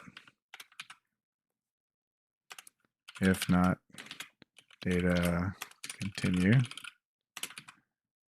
can't do that, can I?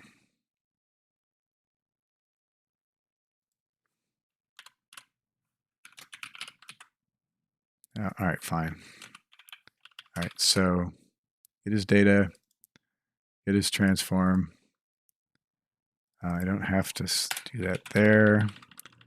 I don't need to do it here. So if it's charmed, then I want to show it. Then I set all this crap. This is super fast. This is all right. So if he's not on the charmed list, then set his game object, his charm transform. Let's rename that. His charm transform to inactive. Is it worth checking to see if it's already active, and then only turning it inactive if charm transform and charm transform game object is active? Why is it bitching at me? It's obsolete. Use set active, active self, or active in hierarchy. So if charm transform exists and its game object, yeah, then set active false. What's the difference between active self and active in hierarchy? I think we're going to say active self. All right, so that should do it. So then it says, look in the list of charm characters. Oh, he's not there. Well, if his charm bar is active, turn it inactive. Otherwise, don't worry about it. And then skip this guy because he's not a charm character. Then it will fall through. And if he is charmed, it'll calculate remaining time, show him. Maybe if not active, show. Let's do that. Sometimes if you flip things on and off in the UI, it tells the UI to update all the stuff underneath or refresh the screen, and can generate some stuff happening under the hood. So it's best to not set things active that are already active or hide things that are already hidden in case the code's stupid. I don't want to go dig around and find out. So this is easy enough to just check it. Charm transform, if not active, then set active. All right, I think this is it.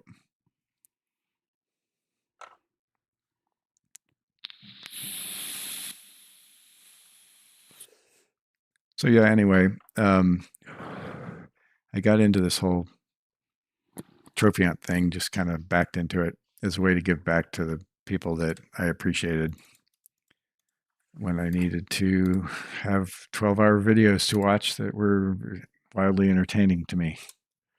Came at the right time. So now I'm sucked in and I can't get out.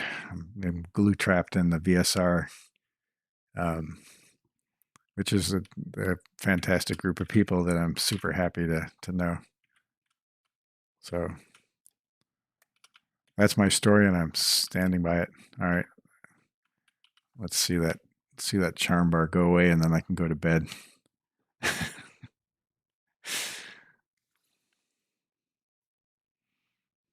I noticed that my viewer count dropping as I started talking about my personal. I'm not going to take it personally.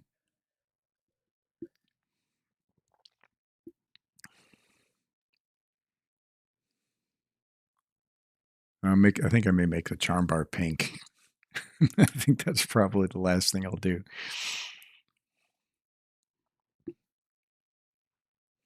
Thanks, Jordan. Yes, Jordan says been a Valheim enjoyment multiplier. All these different versions are like a whole new great games. Thanks so much for that. It's selfish because I like watching these speedruns. And so I just keep, there it goes. Health bar disappeared, got the message. Fuck yeah, dog. All right, so I'm going to make it pink. And then I'm going to call it Pacifist. No? Is that it?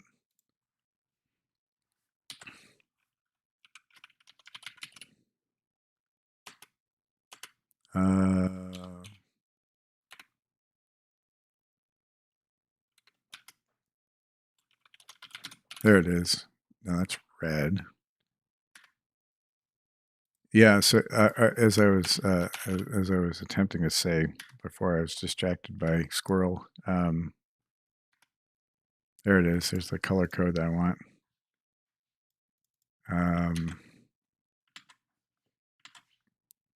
So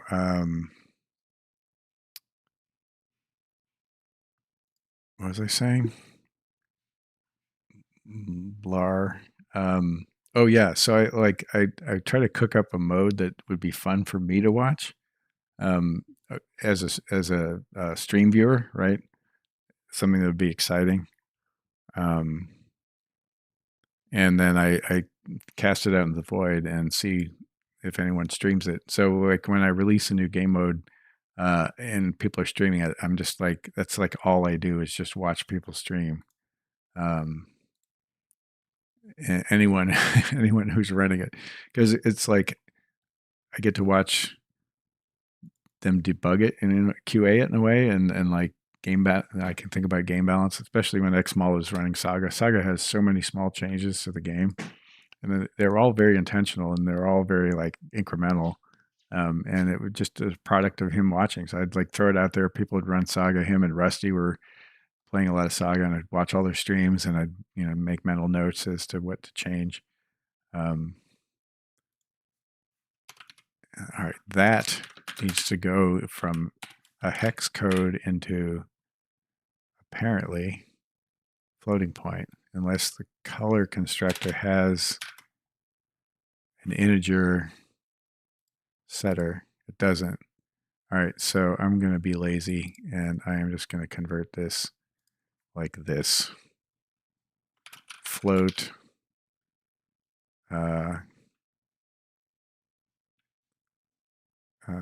OXF3 divided by 255. Float OX87 divided by 255. Float C5 divided by 255. Oh.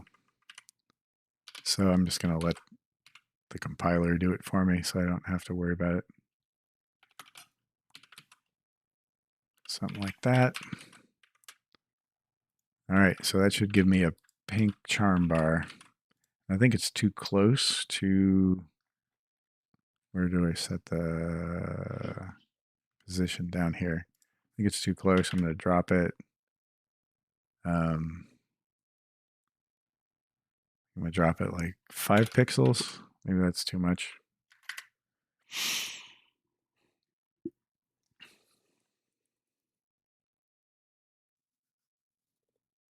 All right, here it is, Pixel, the final feeling of accomplishment for both of us.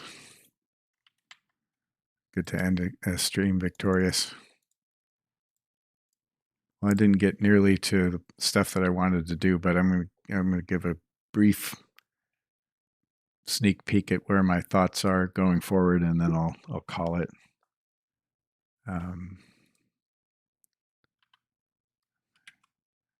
All right, Stinky, here you go.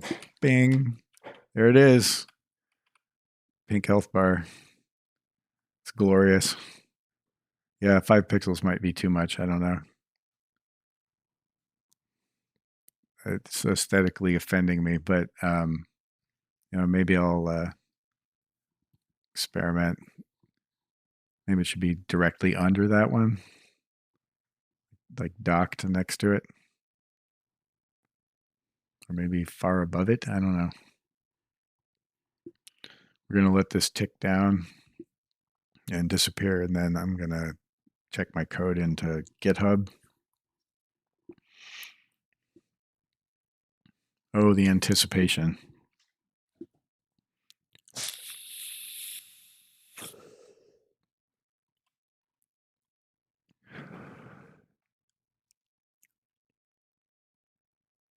And survey said, doing.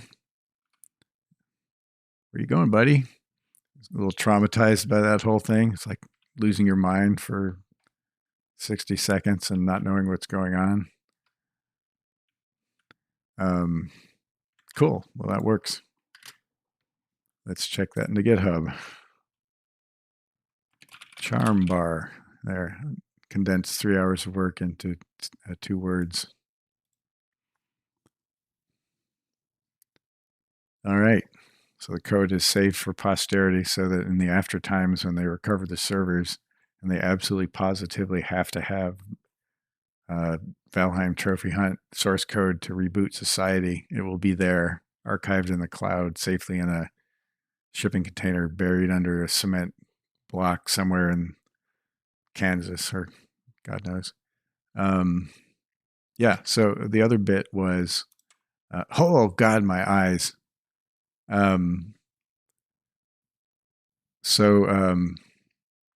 Right. So I did a little analysis. So here's all the enemies in the game. And their biome, and then what their resistance or weakness is to the various different types of damage. And so, for instance, you can see that the troll, especially his head, is susceptible to pierce damage. I think everybody knows that when the troll is attacking and he ducks, you hit him with a spear, you get a big yellow number. So it's like this for all the different, Greylings are weak to fire as well as the Grey Dwarfs and also the Elder. The bear is, but a little less so, etc. So I have a map of what damage types are effective against what enemies and what damage types are completely ineffective against those enemies. So my thought is that what I do is I have, let's go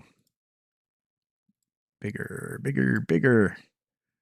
So my thought is I've got these arrow types and I'm renaming them into something lore friendly, but what I want them to do is not do, lots of unique little things to, each one does something a little bit different to behavior, controls the enemies, makes them stand here, or attack or retreat, or I don't want to be like Battle Commander, right?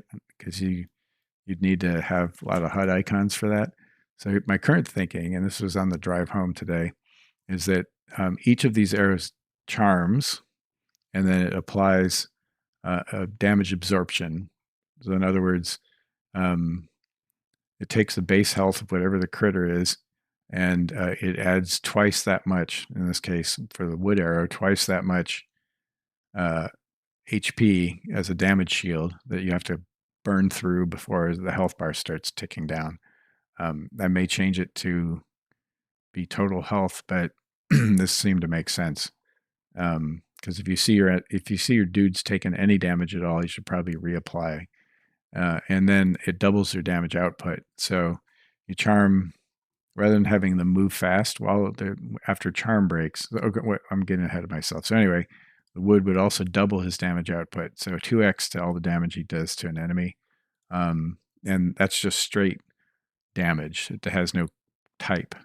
And Valheim allows you to do a damage type as well as just base damage.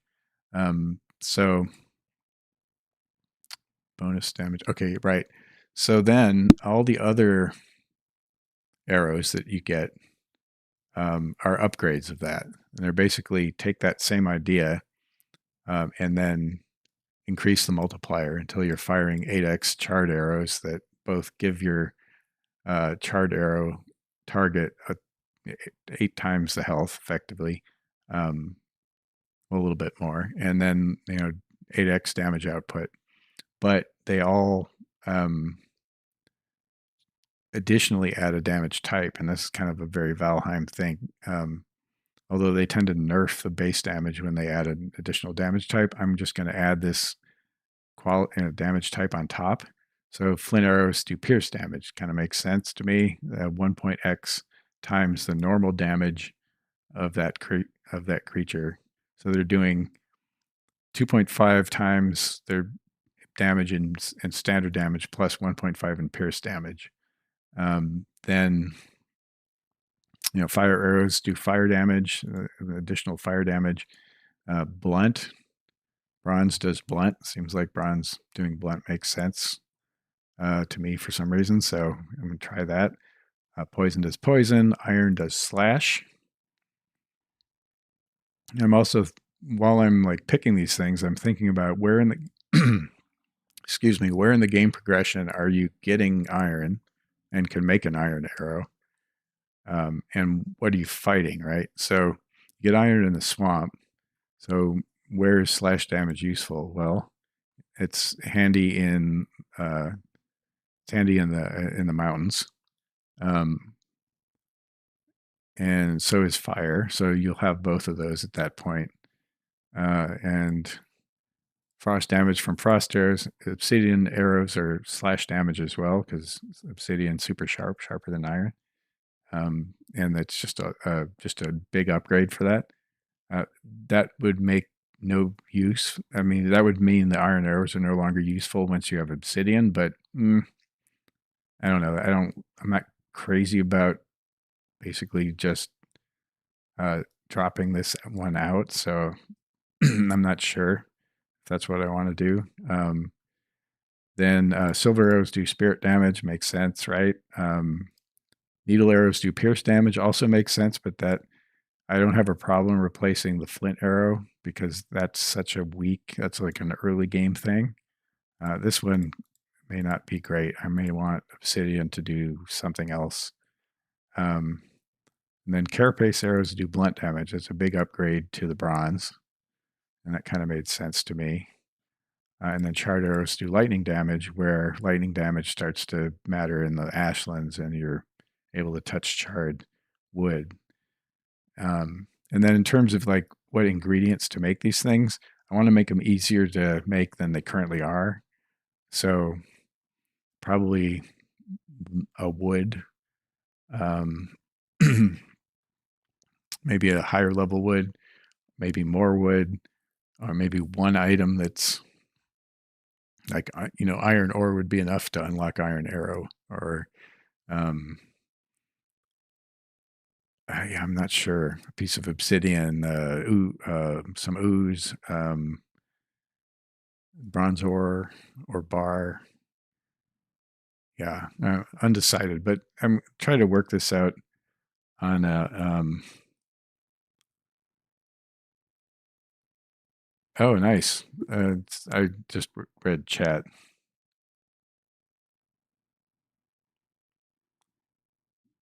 Oh yeah, Smooth Brain's done some cool stuff. Creature level and loot control. Interesting. Yeah, I should probably look into what other people have done. That would save me a lot of time. Anyway, so that my current thinking is that I'm adding a damage type, so you can pick between arrows, and you have access to decent choices at each level of the game, or each as you progress through the biomes, and they scale up over time. An alternative would be to make all these bonus damage types unique, add some like slowdown or whatever to different arrows where it makes sense, and remove some of this redundancy, and then just scale up the damage multiplier, because this is just like increasing pretty much straight up. Base it on the player's skill level or the player's world level, like some player progression indicator, number of bosses killed. I don't know. Anyway, I think I want to start with something like this. Make 100 with it. Yeah, I like that. It would keep things moving, that you get more. Right now, what I've done is allow you to make, I think, 10 arrows with 5 wood or something like that. It's similar to, I know it's a 5 ingredient requirement, but like not requiring feathers for any of these things, because the fiction here is that these things are called Gondar, not arrows. And I looked that up.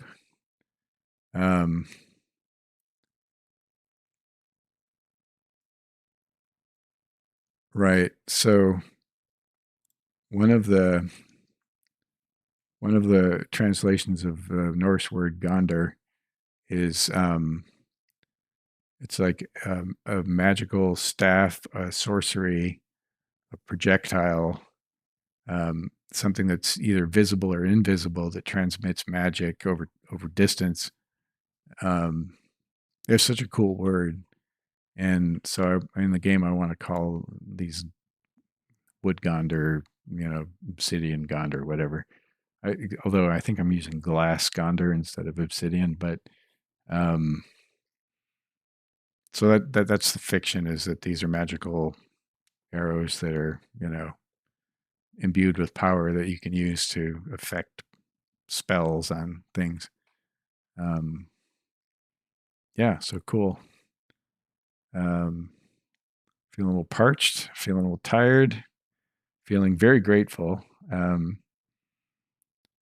that you guys were here with me for this little successful trip. The last, except for the last stream where I got hit with a wave of feeling like shit. These streams have been largely, successful in terms of setting out to figure something out and implement it. So super happy with the health bar thing. It's hooked up the new system. I refactored all the way that the effects are handled.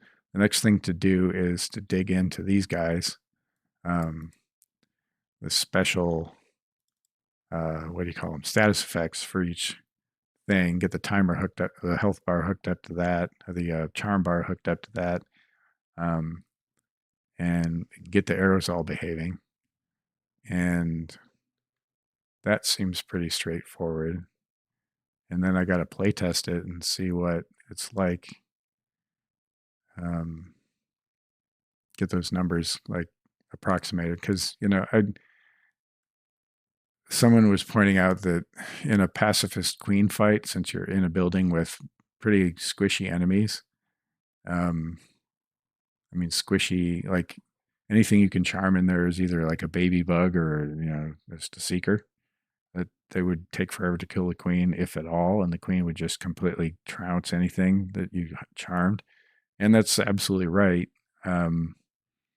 But if you're able to take arrows in there that are made of carapace, then you're doing big bug damage, and they can have 6x health, so they'll stick around through a couple clobbers, and I think it would make that fight doable. And so that's the balance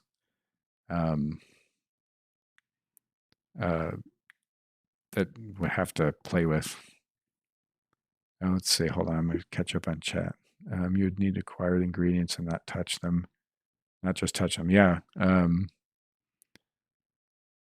Right. So I agree about that, like making the ingredient requirements low. And I want to give you enough arrows for the time you spent making them to where you just have enough to do what you need to do. And I don't know what that looks like yet. Sorry in advance. One final cent. Have you thought of enabling configuration for the mod via Beppin, the EX configuration manager? There is a small amount of configuration for the mod. And the Beppin EX configuration manager would work with it, but it's all related to Discord. And so I'm just using their config file to store that. Absolutely could open that up more and make it more like you could potentially tweak the different game modes, all the boat speeds, all the bonus multipliers, the time it takes to produce things in Saga, etc. Definitely could. One of the reasons that I haven't done that is that I'm trying to make this mod regulation, meaning that anyone running the trophy hunt has the baseline mod. There's no changes. Everyone's running the same code. I have a bunch of code in there that changes the color of the score if anything funny's going on. So if you're running unapproved mods, or you've done a dev command, or everything isn't stock. It detects that you've tampered with your character or the world, and that um, it shows you visibly on screen that something's up.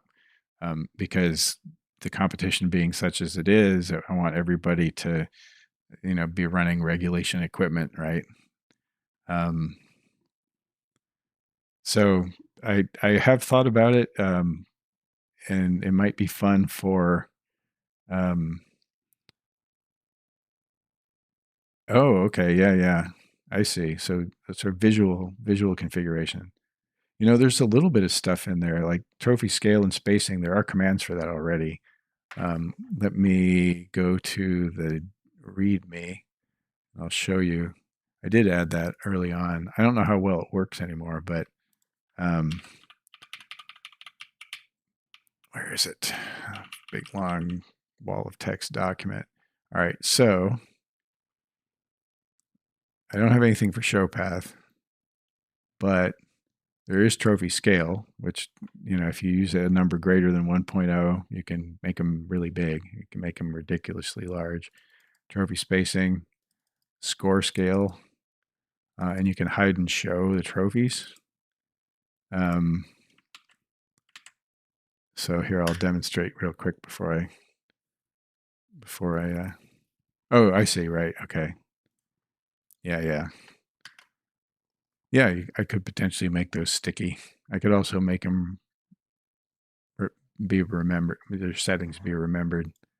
I don't use any config files except the Discord stuff, and I actually store all of the persistent data for your character in the character itself. Valheim, Iron Gate has not given the mod community any specific tools for modding or any kind of easy on ramp, but they haven't fought it either.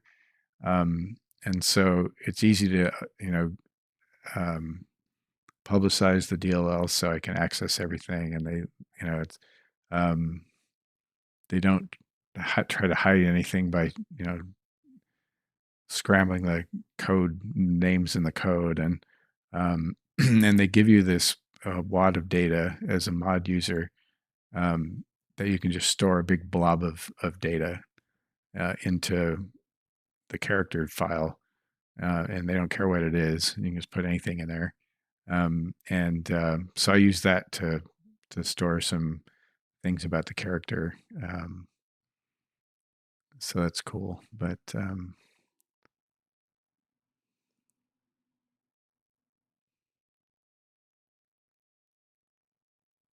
oh yeah.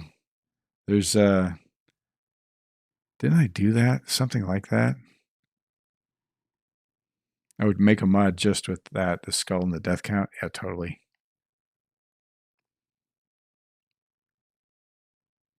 I had a command in there for something like that, right? Said you used it a lot during a run. Yeah, TrophyHuntMod just to show my deaths. Did you know that I had like only death? Like there's some streamer, Helga Blue, I think was her name, and she asked for something like that. And I was like, fuck yeah, I'll do that for you. And then she gave me a shout out. The hell was that? Oh. Oh, right. Just turning the trophies off. I thought it was just death. Show, no, not that one. Show all trophy stats. I'm starting to feel a little show only deaths. That's what it's called. Yeah. But yeah, it would be super simple to make a mod that just has a death counter. I think it'd be also useful to um, have a mod that just shows bosses that you've dropped and with nice big icons, um, for streamers, because a lot of times that's what they're doing is a long playthrough, and people that join the stream are like, well, where are you in the game? Have you killed so and so? And that would be useful to see who you've killed. Yeah, and I have all the pieces for it here. I just have to, pull them out of this thing and recombobulate them into something else. Yeah, if I run out of ideas for Trophy Hunt model, I'll do something like that. But I can tell by my waning volume level that I'm starting to get tired, so I think I may call it. All right, cool. All right, that was a great night of debugging and refactoring and feature additions. I'm happy with the health bar thing. Now that I know how to do it, I can play around with the in-game player HUD. I can add icons to it. I can, it's cool. Christine.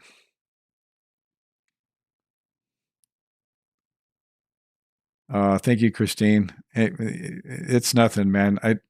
Thank you for all you do for the speedrunning community. You're kind of amazing. Seem to be everywhere right before I get there, and already dug in and helping out. So I appreciate you a lot.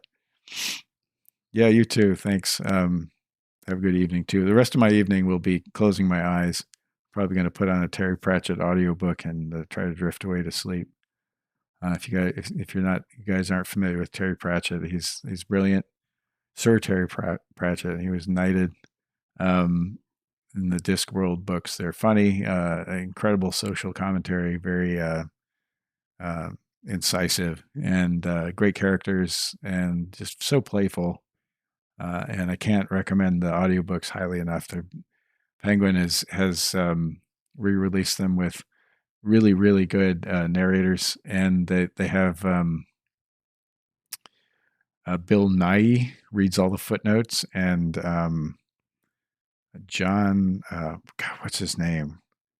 John, I've forgotten him. It's British actor. He's fantastic. Plays the character Death when Death shows up in the books. But yeah, if you are new to it, or you want to on ramp to it, all the books stand on their own, and there's many series out of some, I don't know, like fucking, I don't know, 60 books, I don't know. But I would start with Guards and the Night Watch series, because he does world building that you can jump in on in any other book and already know kind of the lay of the land. So it's just an incredible body of work, and I find it incredibly good drift to sleep material, in the same way that Barefoot Cookie uses me to fall asleep, which I just absolutely love. No, it's not Cleese. It's the dude.